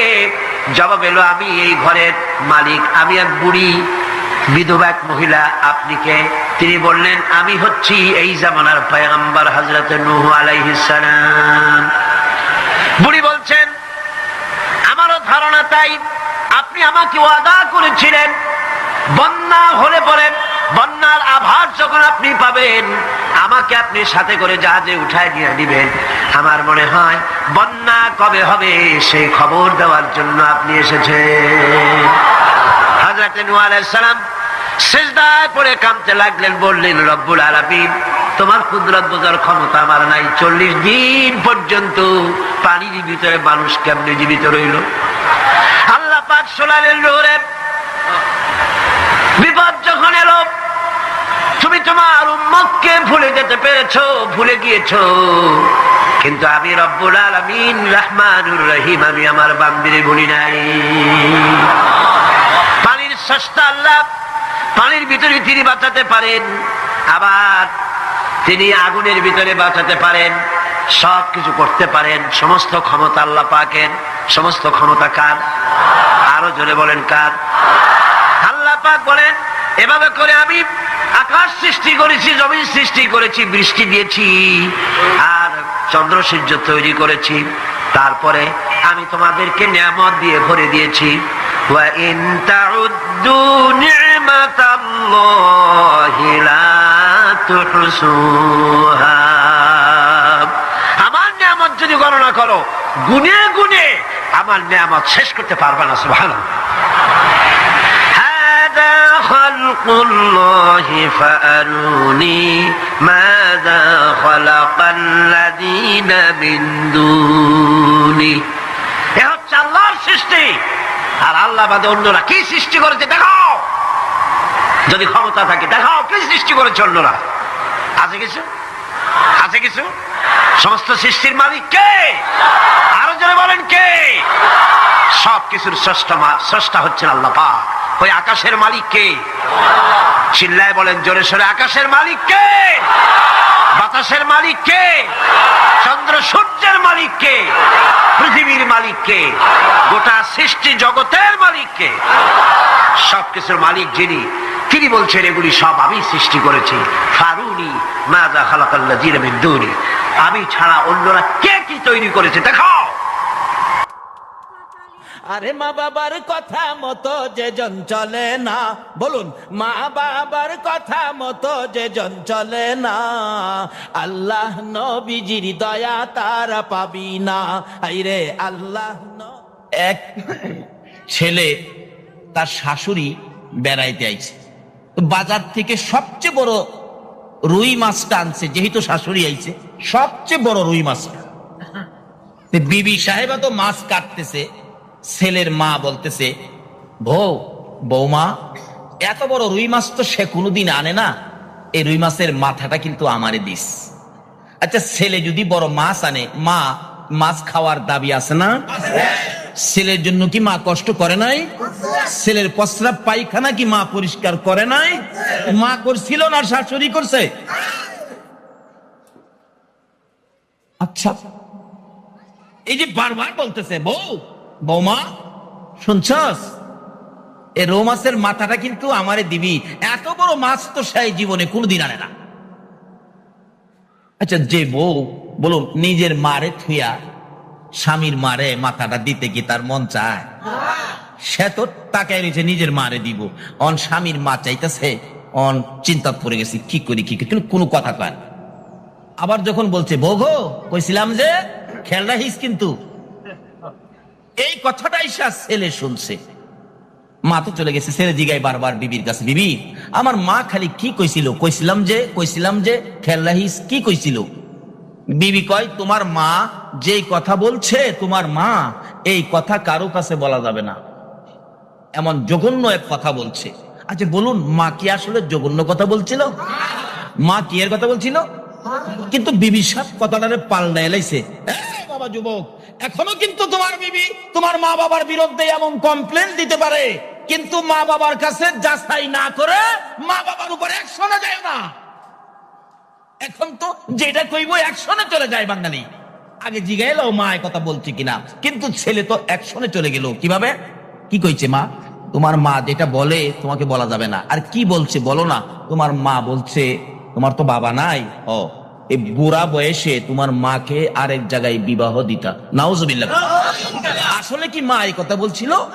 দেখলেন কথাটা বদলাই নিছে। এরকম বদলাই না মানুষ আছে না বাংলাদেশে? আপনাদের চট্টগ্রামে নাও থাকতে পারে, আমাদের এলাকায় আছে। কত সংসারকে বুড়া মা বাবারে ফেলায়া ওই ছেলে টিভি নিয়ে আলাদা খায়, মা বাবার খবর নেয় না। কি হবে নবীকে ভালোবাসা দিয়ে? কি হবে মিলাদুন নবী করে? কি হবে কাউকে পাকে স্মরণ করে? যদি মা বাবারে কেউ কষ্ট দিয়ে থাকো, নবীর শাফায়াত নসিব হবে না। বিবির কথায় মা বাবা আলাদা, বহু ঘটনার বহু। ছেলে জিগাই মা এ কথা বলছে, হ্যাঁ কও কি? এই মারে তো রাখা যায় না, এই মা সংসারে থাকতে আমার ইজ্জত বাঁচবে না। টেনশন খুব, মার দিকে ফিরাই চা না।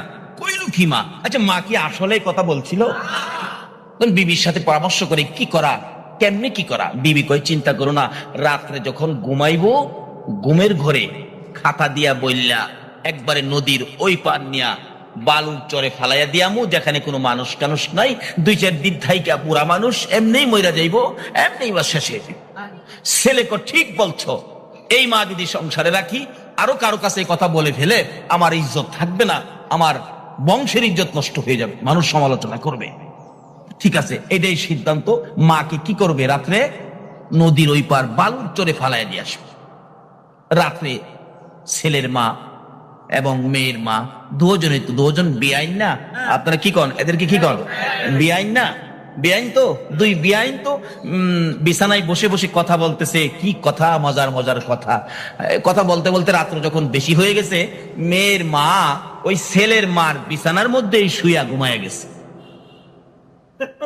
ছেলের মা ভাবতেছে, বিয়ান মুরব্বী মানুষ এখানে ঘুমাইছে, আমি যদি সাথে ঘুমাই হয়তো তার কষ্ট হইতে পারে, এই বিছানাটা তো খালি আছে, আমি না হয় এই রাত ঘুমাই। ঠিক আছে, তার জন্য গর্ত করতেছেন, এই গর্তের মধ্যে নিজেই পড়বেন। এটা কার বিচার? এ বিচার করুন না, আসেনি এখনো। সঠিক বিচার করার মালিক একজন আছে কিনা? সেই মালিকের নাম কি? সেই মালিকের নাম কি? সে আল্লাহকে খুশি করতে রাজি আছেন তো? সে আল্লাহকে খুশি করতে গেলে আগে খুশি করতে হবে কাকে? মুহাম্মাদুর রাসূল। এই নবীকে খুশি করলেই আল্লাহ খুশি। তাই আজকে আমরা সেই নবীকে খুশি করার জন্য এই মাহফিলে বসেছি। আল্লাহ তুমি কবুল করো, সকালে বলো না। এইবার ভাবতেছেন খাতা দিয়া বইলা নদীর ওই পার, কিন্তু ঘটনাক্রমে মায়ের বিছানায় শাশুড়ি, শাশুড়ির বিছানায় মা। এমন এক শীত, যেই শীতে লেপ ধরা যায় না, পাতলা খেতাও সারা যায় না। আছে না এমন একটা শীত করে না? ফাল্গুন মাসের দিকে দেখবেন লেপ গায়ে দিলে গরম করে, আবার একবারে কিছু গায়ে না দিলে শীত করে। পাতলা খাতাটা নাকে মুখে দিলে খুব আরাম। পাতলা খেতা নাকি মুখে দিয়ে খুব আরামে ঘুমাইতেছে। 2জন রাত্র যখন এরকম 12টা পার হয়ে গেছে, 2জন তো ঘুমায় না, কয় দেখো না, কই নাক ডাকতেছে, খুব ঘুমাইছে। এমনি যায় খেতাটা প্যাকেট কইরা লাগছে। প্যাকেট কইরা 2জনে ধইরা নৌকার মধ্যে উঠাইয়া একবারে নদীর ওই পার এমন জায়গায় ফালাইছে যেখানে কোনো মানুষ যায় না। ফালাই দিয়ে আসতেছে আর খুশি, বিপদ মুক্ত করে লেছি, ইজ্জত বাঁচাইছি। বাড়ি অলনি কয় আমার জীবনের লেগে ঘরের বেজাল দূর করছি। কিন্তু ছেলেটা যতই মা খারাপ হোক, মায়ের জন্য ছেলের কিছু না কিছু দরদ না হইয়া পারে না। ছেলে কয় কি করলাম, মা কি বলছিল জিগাইলাম না, মারে আইনা এইভাবে ফেলে দিয়ে গেলাম, মার বিছানাটা খালি হয়ে গেল, আজকে বিছানায় গিয়ে মারে দেখবো না। তার কলিজাটা মানতেছে না। ওই খালি বিছানাটা মায়ের বিছানার পাশে দাঁড়ায় দাঁড়ায় চোখের পানি ছাড়তেছে। মা গো, মা কি জানি বলছিলা তুমি, না জিগাইয়া তোমারে ফেলে দিলাম, তুমি না আমারে পেটে রাখছো। ছেলেটা কাঁদতেছে। হঠাৎ ওই বিছানার থেকে মার কানে ছেলের ডাকের আওয়াজটা পড়ছে। বলুন, সন্তান মা কইয়া ডাকলে মার শান্তি লাগে কি না? মা তো ঘুম থেকে লাফাইয়া উঠছে, আমার ছেলে আমার এইভাবে মা মা কইয়া রাখতেছে। ওইটাই তো ডাক। কি রে বাবা, কি কি হয়েছে তোমার, কেন আমার এইভাবে ডাকতেছো? ছেলে কয় কে? মা। হ্যাঁ তুমি? হ্যাঁ তুমি ওই পারতে কেমনে আইলা? করে বাবা কোন পারতে? ওই পারতে। ওই পার কোনটা? কই হেই পার। করে হেই পার কোনটা? নদীর হেই। আমি তো এই বিছানায় ঘুমাইতেছি, আমার হেই পার নিলে কবে? তুমি কি এই বিছানায় ছিল না? কই না, এর মধ্যে তোর শাশুড়ি আছে। কারে ফেলাইবেন আর ব্যবস্থা কারে করছে? মা কি বলো? হ্যাঁ আমি এখানে ঘুমাইছিলাম। মা তাহলে আমি কি শাশুড়িরে ফেলাইছি?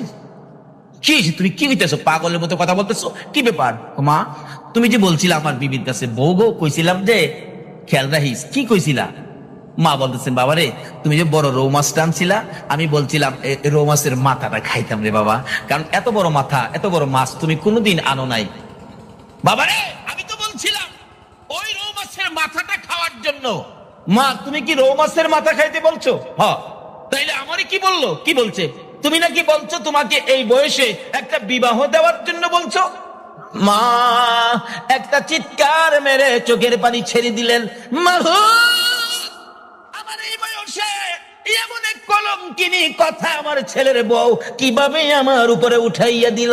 মাবুদ রে, এই বিচার আমি তোমার কাছে চাই। আমার আল্লাহ বলেন বিচার দিতে হবে না, বিচার দেওয়ার আগে আমি আল্লাহ বিচার করেছি। বলুন এ আল্লাহ এখনো আছে কিনা? গর্ত কার জন্য করতেছেন? কাকে বিপদে ফেলাইবার চিন্তা করতেছেন? এই বিপদ কিন্তু আপনার উপরে। বাবা কি হয়েছে? আমাকে এই কলঙ্কিনী করলো মা, এই জন্য বিচার হয়ে গেছে। আল্লাহু আকবার বলো। বিচার হয়ে গেছে।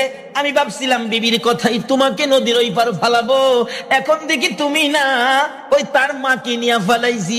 মা তুমি আরামের বিছানায় থাকো, রৌ মাছের মাথা খাবি, আরো যা চাবি তুমি তাই পাবি। আল্লাহু আকবার। বিবি এমন একটা মিথ্যা কথা আমার মার উপরে তুলে দিয়েছো, যে মার গর্ভে 10 মাস 10 দিন থেকে যেই মারে কষ্ট দিয়েছি, এই মার উপর এমন কথা তুমি উঠাইছো। তোমার মায়ের বিচার আমার আল্লাহ করেছে, আর তোমার বিচার আমি নিজে করব। আজ থেকে আমার সীমানার বাহিরে যাও, তোমার সাথে আর সম্পর্ক নাই, বিদায় যাও। বাবারে কার ক্ষতি করবেন? এই ক্ষতি আপনার উপর আসবে। এমন মার উপরে যদি এরকম কলঙ্কজনক কথা উঠায়, বলুন আল্লাহ কি এটা বরদাস্ত করবে? কোন মা? আল্লাহু আকবার। এক বেচারা স্বপ্নে দেখে, মা কি জিনিস বোঝানোর জন্য বলছি, এই মার উপরে কলঙ্কজনক কথা বললেন না। এক বেচারা স্বপ্নে দেখে আল্লাহর আরশের খুঁটির নিচে চুমাইতেছে, আরশের খুঁটি। সকালবেলা ঘুম থেকে উঠে একজন মসজিদের ইমাম সাহেব আল্লাহর ওলির কাছে বলতেছেন, হুজুর আমি একটা স্বপ্নে দেখলাম, স্বপ্নের ব্যাখ্যাটা দেন তো। কি স্বপ্ন? আমি আল্লাহর আরশের খুঁটির মধ্যে চুমাইতেছি, কি স্বপ্ন দেখলাম? এবার আল্লাহর ওলি বলেন, তোমার মা আছে? আছে। বাবা আছে? আছে। তাড়াতাড়ি যাইয়া তোমার মা বাবার পায়ে চুমা দাও। ওই লোকটা বলে, হুজুর আপনি একটা কথা বললেন, আল্লাহর আরশের খুঁটি কই আর আমার মা বাবার পাও কই? কই কইলেন কি কইলেন বুঝি না। আরশের খুঁটির চাইতে কি মা বাবার পাও বড়? আমি তো আরশের খুঁটি চুমাইছি। আল্লাহর ওলি বলেন, বাবারে একটা আরশের খুঁটির চাইতে তোমার মা বাবার কদমের মর্যাদা কোটি কোটি গুণ বেশি। এই মাকে কলঙ্ক, এই মাকে দুঃখ, এই মাকে ব্যথা দিয়ে বলুন সুখে শান্তিতে থাকা যাবে? বিচার করুন না, একজন আছে, বলুন এই মালিকটা কে? সে নবীর উম্মতের এত ভালোবাসেন আমার আল্লাহ। আসুন সে নবীর উম্মত ভালোবাসা পাইতে গেলে কি লাগবে? আল্লাহ বলছে নবীর কথা মানতে হবে। নবীর কথা মানতে গেলে প্রথমত নামাজ মাওলার দিদারের জন্য, আসসালাতু মেরাজুল মুমিনিন। আসুন জান্নাতের ব্যবসা করবেন। এবার জান্নাত করার পরে জান্নাত শুরু হলো ব্যবসা। কি? মান ক্বালা লা ইলাহা ইল্লাল্লাহু ফাদাখালাল জান্নাহ। বন্ধুগো এই কালিমাটা যারা পড়বে তাদেরকেই তো আমি জান্নাতে ঢুকাবো। এবার জান্নাতের টিকিট খান পাইয়া লেছেন যাদের কাছে কালিমাটা আছে। দ্বিতীয় নম্বরে বলছে আসসালাতু মিফতাহুল জান্নাহ। বন্ধুগো এই নামাজটা হলো বেহেশতের চাবি। নবী আপনি বলে দেন, নবীজি বলে গেছে ও উম্মতারা আসসালাতু মিফতাহুল জান্নাহ, নামাজ বেহেশতের চাবি। তৃতীয় নম্বরে বলছে এই বেহেশতের মেহমান হইয়া খাইবেন, খাইতে গেলে আমলে থাকতে হবে। মান আহাব্বা সুন্নতি ফাকাদ আহাব্বানি ওয়া মান আহাব্বানি কানা মাই ফিল জান্নাহ। যারা নবীর সুন্নতকে মহব্বত করবে সে যেন রাসূলকে মহব্বত করলো, যে রাসূলকে মহব্বত করলো আমার রাসূলের সাথে এই জান্নাতে একই প্লেটের মধ্যে খানা খাইলো। জোরে কান সুবহানাল্লাহ। এবার শেষ দরখাস্ত, রাসূল বলছে উম্মতেরা রে, নামাজ রোজা হজ যাকাত মুফতি মুহাদ্দিস মক্কা মদিনার ইমাম সাহেব যদি হও, আরেকটা জায়গা বাকি রয়েছে, সেই জায়গাটা কোথায়? আল জান্নাতু তাহতা আকদামিল উম্মাহাত। তোমার মায়ের পায়ের নিচে তোমার জান্নাত। বলুন কার পায়ের নিচে? আরো জোরে বলুন। এই মায়ের খেদমত গাউসে পাক করছে কিনা? আমার আগের বক্তা বলে নাই আল্লাহর ওলিরাও মায়ের খেদমত করেছে, যেই মায়ের খেদমতে সরাসরি আল্লাহর ওলি হওয়া যায়। বাবারে আসুন যা যা করেছেন সব কিছুর মূলে হবে মা বাবার খেদমত। মা বাবার খেদমত করুন, মা বাবাকে দুঃখ কষ্ট দিয়েন না। যদি কেউ দিয়ে থাকেন আজকের মাহফিল থেকে গিয়ে মায়ের ঘরের দরজায় যে ডাক মানেন, মা মা গো হুজুর আমার যে মা নাই, আমি কি করব? মা তো কবরে চলে গেছে। কালকে ফজরের নামাজটা পড়ে দৌড়ে মায়ের কবরে চলে যান। মায়ের কবরের পাশে দাঁড়ায় দুইটা হাত বাড়ায় ডাক মারেন, রব্বির হামহুমা কামা রব্বায়ানি সগীর। চোখের পানি ছেড়ে দেন। আল্লাহ কথা দিয়েছে বন্ধুগো, তোমার কোনো উম্মত যদি মায়ের কবরের পাশে বাবার কবরের পাশে দুই চোখের পানি ছেড়ে দেয়, আমি আল্লাহ কথা দিলাম এই চোখের পানি নাকের আগা বরাবর আসার আগে আগে মা বাবার কবরকে আমি জান্নাতের বাগান বানিয়ে দিব। আমার উম্মতের কবরের আযাব বন্ধ করে দাও। জিবরিল এক হুজুর আপনি দোয়া করলেও আযাব বন্ধ হবে না। কই কি রাসূলের দোয়ায় আযাব বন্ধ হবে না? কেন বন্ধ হবে না? হুজুর বন্ধ হবে না কেন রে জিব্রাইল? আমি তো আমার সাহাবীদেরকে নিয়ে দোয়া করতেছি। জিব্রাইল বলে, হুজুর শুধু সাহাবী কেন, 1,24,000 পয়গাম্বর সহ যদি দোয়া করেন আপনি সকল পয়গাম্বরের নেতা হইয়া, তারপরও আজকে দোয়া কবুল হবে না। রে জিব্রাইল, কেন কবুল হবে না? হুজুর আপনার এই উম্মত তার মায়ের কলিজায় আগুন দিয়া কবরে শুইছে, যতক্ষণ পর্যন্ত তার মা তাকে ক্ষমা না দিবে গো, ততক্ষণ পর্যন্ত রাসূলের দোয়াও কবুল হবে না। আরে মা বাবার কথা মতো যেজন চলে না, বলুন, মা বাবার কথা মতো যেজন চলে না, আল্লাহ নবীজির দয়া তারা পাবি না। আইরে আল্লাহ নবীজির মা বাবাকে দুঃখ দিলে নামাজ রোজা যাই বিফলে, মা বাবাকে দুঃখ দিলে নামাজ রোজা যাই বিফলে, মার কলিজায় আঘাত দিলে খোদা সহে না, মার কলিজায় আঘাত দিলে খোদা সহে না, আল্লাহ নবীজির দয়া তারা পাবি না। হায়রে আল্লাহ নবীজির মা বাবা অতি আপন, মা বাবার করো যতন, মা বাবা অতি আপন, মা বাবার করো যতন, তিন কথার সাথী পায়া পুইলা যায়ও না, তিন কথার সাথী পায়া পুইলা যায়ও না, আল্লাহ নবীজির দয়া তারা পাবি না। আইরে আল্লাহ নবীজির, আমার নবী বলেন, জিব্রাইল তার কবরের আযাব আমি যে সইতে পারি না। জিবরাইল বলেন, ইয়া রাসূলুল্লাহ, যতক্ষণ পর্যন্ত তার মা জীবিত আছে, তার মা তাকে ক্ষমা না দিবে, ততক্ষণ পর্যন্ত আপনার দোয়ায়ও সে মাপ পাবে না। কত বড় কথা! রাসূল দোয়া করেন, কবুল হয় না। কাকে কষ্ট দেওয়ার কারণে? ঘুমাইছেন? কাকে কষ্ট দেওয়ার কারণে? কারণ মা, কোন মা চিনছেন? রাত্র 2টাই হোক 2:30টাই হোক, সন্তান বাড়িতে না আসা পর্যন্ত, বলুন তো বুড়িশ্বরের কার ঘরের দরজাটা খোলা আছে? কয়েকজনে কইছে। সন্তান বাড়িতে আসলো না, এ বুড়িশ্বরের একজন সন্তান বাড়িতে আসলো না, 2টায় বাইজা গেছে রাত্র, সারা বুড়িশ্বরের ঘরে ঘরে দরজা বন্ধ, একটা ঘরের দরজা বন্ধ হলো না। বলুন তো এই ঘরটা কার ঘরটা? আরো জোরে কর। মা। কোন মা? যেই মার পেটে 10 মাস 10 দিন ছিলাম। এরকম রাত্রে আমরা সকলেই একদিন মায়ের পেটে ছিলাম কিনা? এই রাত্রে মা আপনাকে আমাকে পেটে নিয়ে ঘুমাইতো, কিন্তু আমরা মাকে ঘুমাইতে দেই নাই। একটা লাথি মারছি, মা চট করে ঘুম থেকে উঠছে। আর একটা লাথি মারছি, মা জিহ্বা কামড়ায়া সহ্য করেছে। অথচ পাশে বাবা শুয়েছিল, বাবাকেও ডাক দেয় নাই। আর একটা লাথি মারছি রে, মা দুঃখিনী ওইটা দাঁড়াইয়া গেছে। দাঁড়াইয়া থাকতে থাকতে তোমার আমার মা কত রাত্র যে ফজরের আজান পড়ে গেছে, মা মন ভরে ঘুমাইতে পারে না। এই মারে যদি কষ্ট দাও গো, রাসূলের দোয়াও কবুল হবে না। জীবনে কত মা তোমার আমার মতো একটা সন্তানের মুখ দেখার আশায়, কত মা যে দুনিয়ার থেকে বিদায়ী হয়েছে, হয় নাই? ডেলিভারিতে অনেক মহিলা মারা যায় না, তারপরও মা জাতি, মহিলা মেয়ে, তাদের কত শখ, তাদের সঙ্গে মহিলাটা ডেলিভারিতে মারা গেছে, এরপরও অন্য মহিলারা কি বাচ্চার আশা কি ছাইরা দিছে? জীবন দিয়ে হইলেও একটা বাচ্চার মুখ দেখতে চায়। আমি যে এলাকায় মতি করতাম, আলোচনায় বলি, ঘটনাটা শুনছেন হয়তো ক্যাসেটে। একটা মহিলা, গরিবের মেয়ে, বাচ্চা হবে, 3 দিন পর্যন্ত প্রসব ব্যথা, কিন্তু বাচ্চা হইতেছে না, চিকিৎসা করার মতো পয়সা নাই, এমনকি তার ঘরে কোনো খাবার পর্যন্ত ছিল না।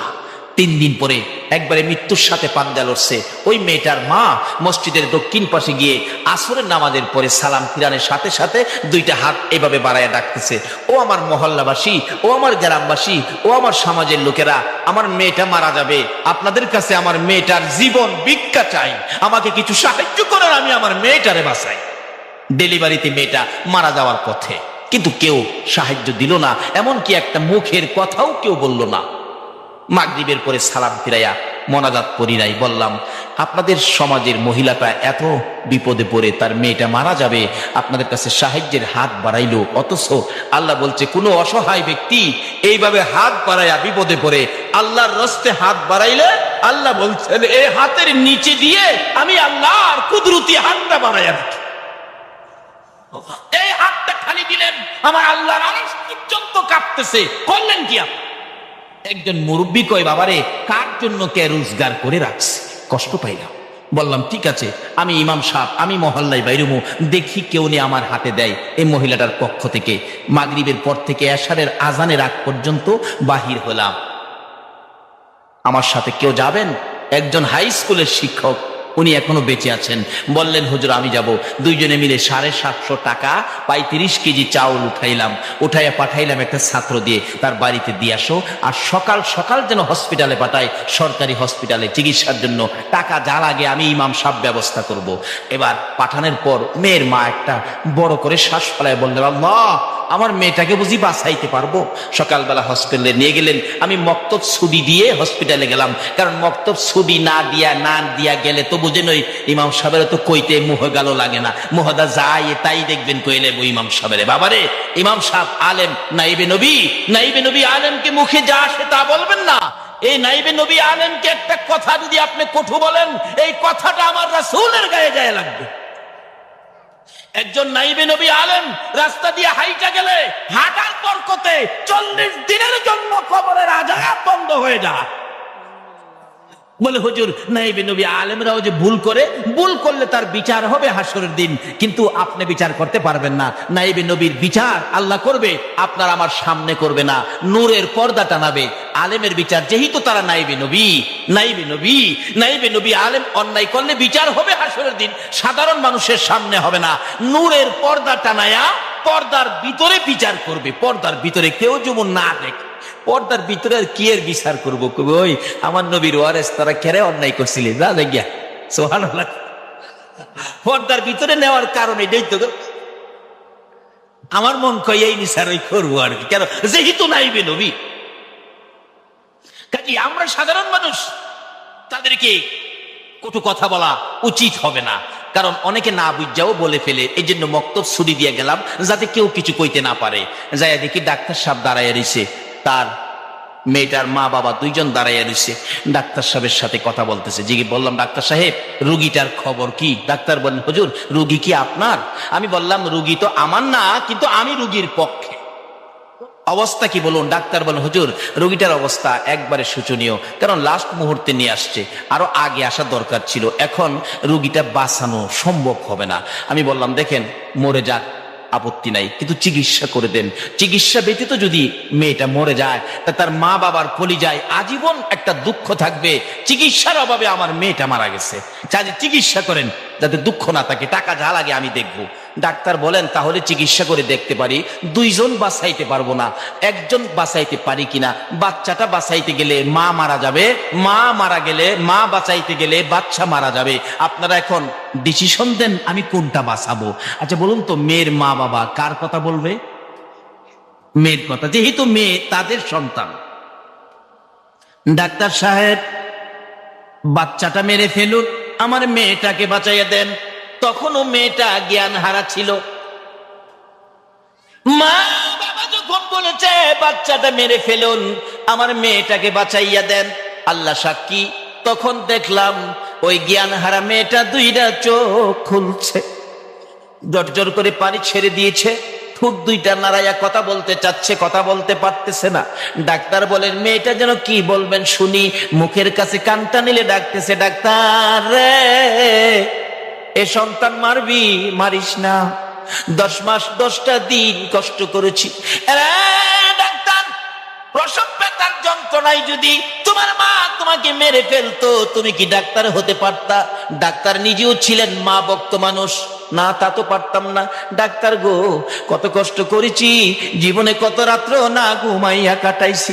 ডাক্তার রে এখনো আমার পেটের উপর হাত দিয়ে দেখ, এখনো আমার সন্তান পেটের মধ্যে নড়াচড়ি করে। ডাক্তার দুইজনের একজন যদি পারতে হয় রে ডাক্তার, আমার পেটের বাচ্চাটা মারিস না, আমি মায়ের জীবন শেষ করে দে, আমার সন্তান বাঁচাইয়া দে। একটা মুহূর্তের জন্য যদি আমি মা সন্তানের মুখটা দেখে যাইতে পারি রে, আমি মার কলিজা শান্তি পাইব। ডাক্তার বলেন এত যখন আশা, চেষ্টা করে দেখি দুজন বাঁচানো যায় কিনা।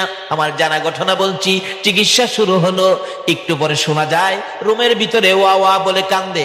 ডাক্তার দরজা খুলে দিয়ে দুইটা চোখের পানি ছেড়ে দিলেন।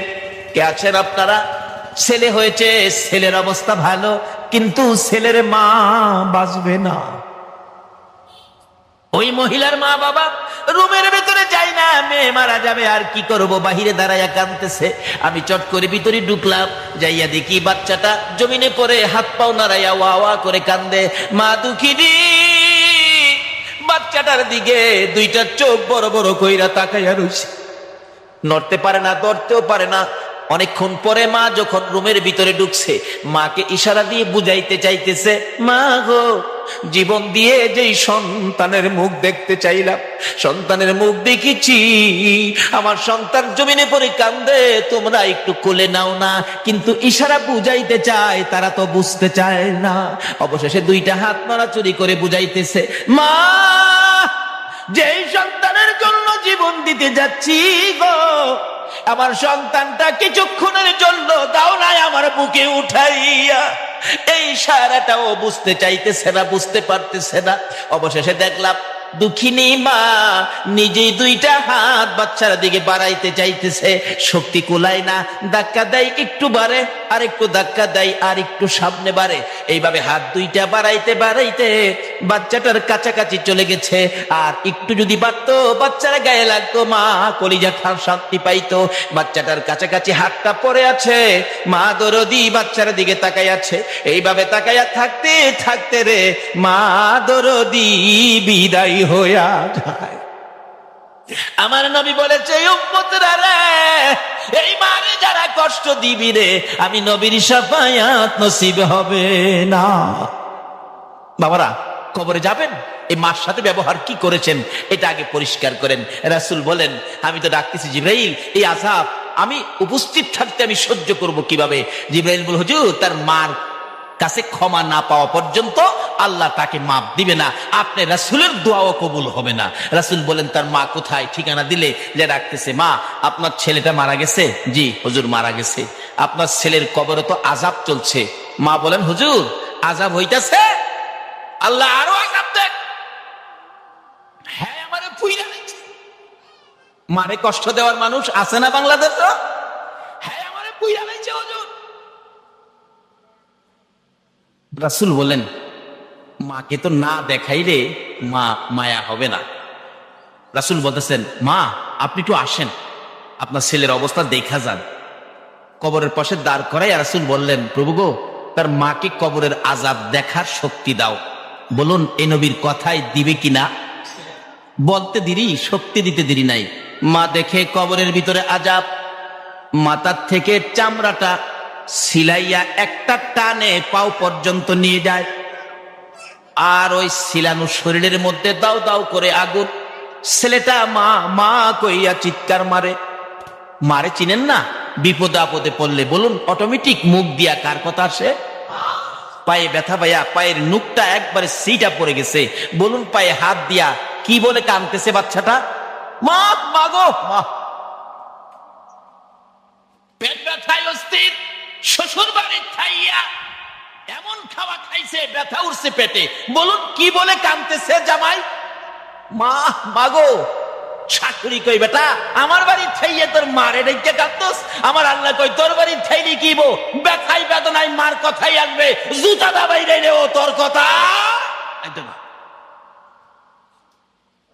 কেন এই সন্তান নিয়ে কষ্ট ব্যথা, বলুন কে বুক করেছে? মা। এই জন্য ব্যথায় বেদনায় পড়লে কার কথা মুখ দিয়ে আসে? মা। বলে, হুজুর, বাবার কথা কইতেন না? বাবা কি কম কষ্ট করছে, রোজগার করে খাওয়াইছে না? বাবার কথা আসে একবার, কোন সময়? ব্যথায় বেদনায় না। দেখবেন এই বৃষ্টি বাদলের দিন সকালবেলা ঘর থেকে ওইটাই দেখে উত্তর দিক দিয়ে এমন আকাশে মেঘ জমেছে, একবারে কালো অন্ধকার হয়ে রয়েছে।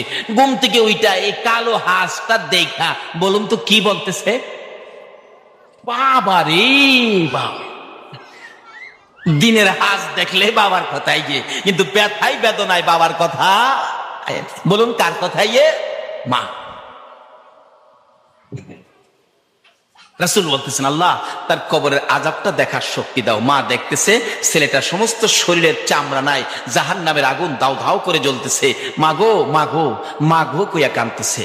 আবার চামড়া ভরে যায়, পাও থেকে ফেরেশতারা চামড়াটা সিলাইয়া মাথা পর্যন্ত আনে, আবার জাহান্নামের আগুন জ্বলতে থাকে। মাগো মাগো কইয়া কান্দে। মা সন্তানের ব্যথা দেখে রে মা নিজের ব্যথা ভুলে গেছে। তাই আমি বলি, ছেলে মাকে ভুলে যাই গো, মা ছেলেকে ভুলে না। এমন দরদি মাকে আর ব্যথা দিও না। মা ডাকতেছে, ইয়া রাসূলুল্লাহ, আমাকে যত ব্যথাই ছেলে আমাকে দিয়েছে আমি সহ্য করতে পারবো, কিন্তু ছেলের ব্যথা আমি মা হইয়া সইতে পারি না। হুজুর, আমি আমার সন্তানকে মাফ করে দিলাম, আপনি বলুন না আমার আল্লাহকে যেন মাফ করে দেয়। এই মা মাফ করে দিলাম কথাটা বলতে দেরি হয়েছে, আমার রাসূল পাশে থাকার বরকতে মায়ের ক্ষমা দেওয়ার সঙ্গে সঙ্গে তার কবরটা জান্নাতের বাগান হয়ে যায়। কিন্তু নামাজ, রোজা, হজ, যাকাত, মুফতি, মুহাদ্দিস, মুফাসসির, মসজিদ বানান, মাদ্রাসা বানান, ওয়াজ করান, ওয়াজ করেন, ওয়াজ শুনেন, এমনকি মক্কা মদিনার ইমাম সাহেব যদি হয়ে যাও, আর এই মা বাবাকে যদি কষ্ট দাও, আল্লাহর জান্নাতে যাওয়া সম্ভব হবে না। তাই আসুন আমরা কি করতে হবে, কোরআন শরীফ কি বলে দেখি। কোরআন শরীফ বলছে কি, ওয়াসাইনাল ইনসানা বিওয়ালিদাইহি ইহসানা। আল্লাহ বলছে, হে মানুষ, তোমরা তোমাদের মা বাবার সাথে ভালো ব্যবহার করো। বলুন মা বাবার সাথে কি ব্যবহার করতে বলছে? ভালো ব্যবহার। এখনকার দিনে কি ভালো ব্যবহার আছে? আমাদের যে এলাকায় ইমামতি করতাম, এই এলাকার ঘটনা বলছি। এক বুড়া বাবা ছেলের সাথে ঝগড়া লাগিয়া, বুড়া বাবা শিক্ষিত মানুষ, এক পর্যায়ে রাগ হইয়া ছেলেকে ধমক মারলেন, তোমাকে সেটা। ছেলেও শিক্ষিত, বাবার প্রতি রাগ হইয়া উল্টা মাইরা দিছে, আপনাকে ডবল সেটা। আচ্ছা, এই ব্যবহারটা কি ভালো ব্যবহার হলো? ভালো ব্যবহার কিভাবে করবেন? কোরআন শরীফের মধ্যে ঘোষণা আছে আরেক জায়গায়, তোমরা বাপ মার সামনে দাঁড়াইলে মাথা নিচু করে দাঁড়াও, বুকটা টান করে দাঁড়ায়ও না। বাপ মার সাথে কথা বলতে গেলে বাপ মার কথা সুরের চাইতে তোমার কথা সুরটা বড় করো না। বাপ মা যদি কোনো কথা তোমাকে কটু বলে ফেলে, বাপ মার সাথে গিয়ার দেখায়ও না। বাপ মা যদি তোমাকে থাপ্পড় মারে, বাপের মায়ের থাপ্পড় খায়া কান্দো, এমন কান্দা কান্দো না যেই কান্দায় তোমার মা ওই আবার কষ্ট পাবে। কাঁদতে থাক হইলে দূরে চলে যাও, মসজিদের ওই পাশে চলে যাও, নিরিবিলি কান্দো, তোমার মা যেন এই শব্দটা শুনতে না পারে। আল্লাহু আকবার বলো। এই শিক্ষা দিতেছেন আমার আল্লাহ। বলুন এই শিক্ষা কে দিতেছেন? আল্লাহ। তাই এই মা বাবার সাথে ভালো ব্যবহার করেন, মা বাবার সাথে ভালো ব্যবহার করেন। বাড়িতে যাওয়ার আগে মা কি খায়, কি পছন্দ করে একটা কিনেন, বেশি না পারেন এক কিনেন, নিয়ে বাড়িতে যান। মা পয়সা হয় নাই, একটা আনছি তোমার জন্য, তুমি না আপেল খাইতে ভালো পাও, একটা আপেল আনছি, তুমি আর কাউরে দেখাইও না মা, এটা তুমি চুপে চাপে খেয়ে ফেলো। মা দেখবেন হাসি দিয়ে বলবে, বাবা একটা আনছস, আমি খাবো, আমার নাতি নাত করে আছে না, আমি একটা কেমনে খামো রে বাবা, মা তুমি চুপচাপ খেয়ে ফেলো। এই যে মা যে হাসি দিল, রাসূল বলেন এই মার মুখে একটা আপেল দিয়ে হাসি ফুটাইছো, এই মার খুশির উপরে আমার আল্লাহ তোমার আমল নামাই একটা কবুল 7টা উমরা হজের সওয়াব দিয়া দিছে। লক্ষ লক্ষ টাকা খরচ করে মক্কার মদিনায় গিয়েছে, হজ কবুল হতে পারে নাও হতে পারে। একটা আপেল দিয়ে মাকে খুশি করে, বাবাকে খুশি করে একটা কবুল 7টা উমরা হজের সওয়াব পেয়েছে। আমার এক বন্ধু আমার বাড়ির পাশে রেল লাইন হাইটে আসতেছে, জিগাইলাম দোস্ত কোত্থেকে আইছো? ভাই সাহেব মিথ্যা কথা তো বলতে পারবো না আপনার সাথে, সিনেমা দেখতে গেছিলাম। সিনেমা দেখতে যায় না যুবকেরা?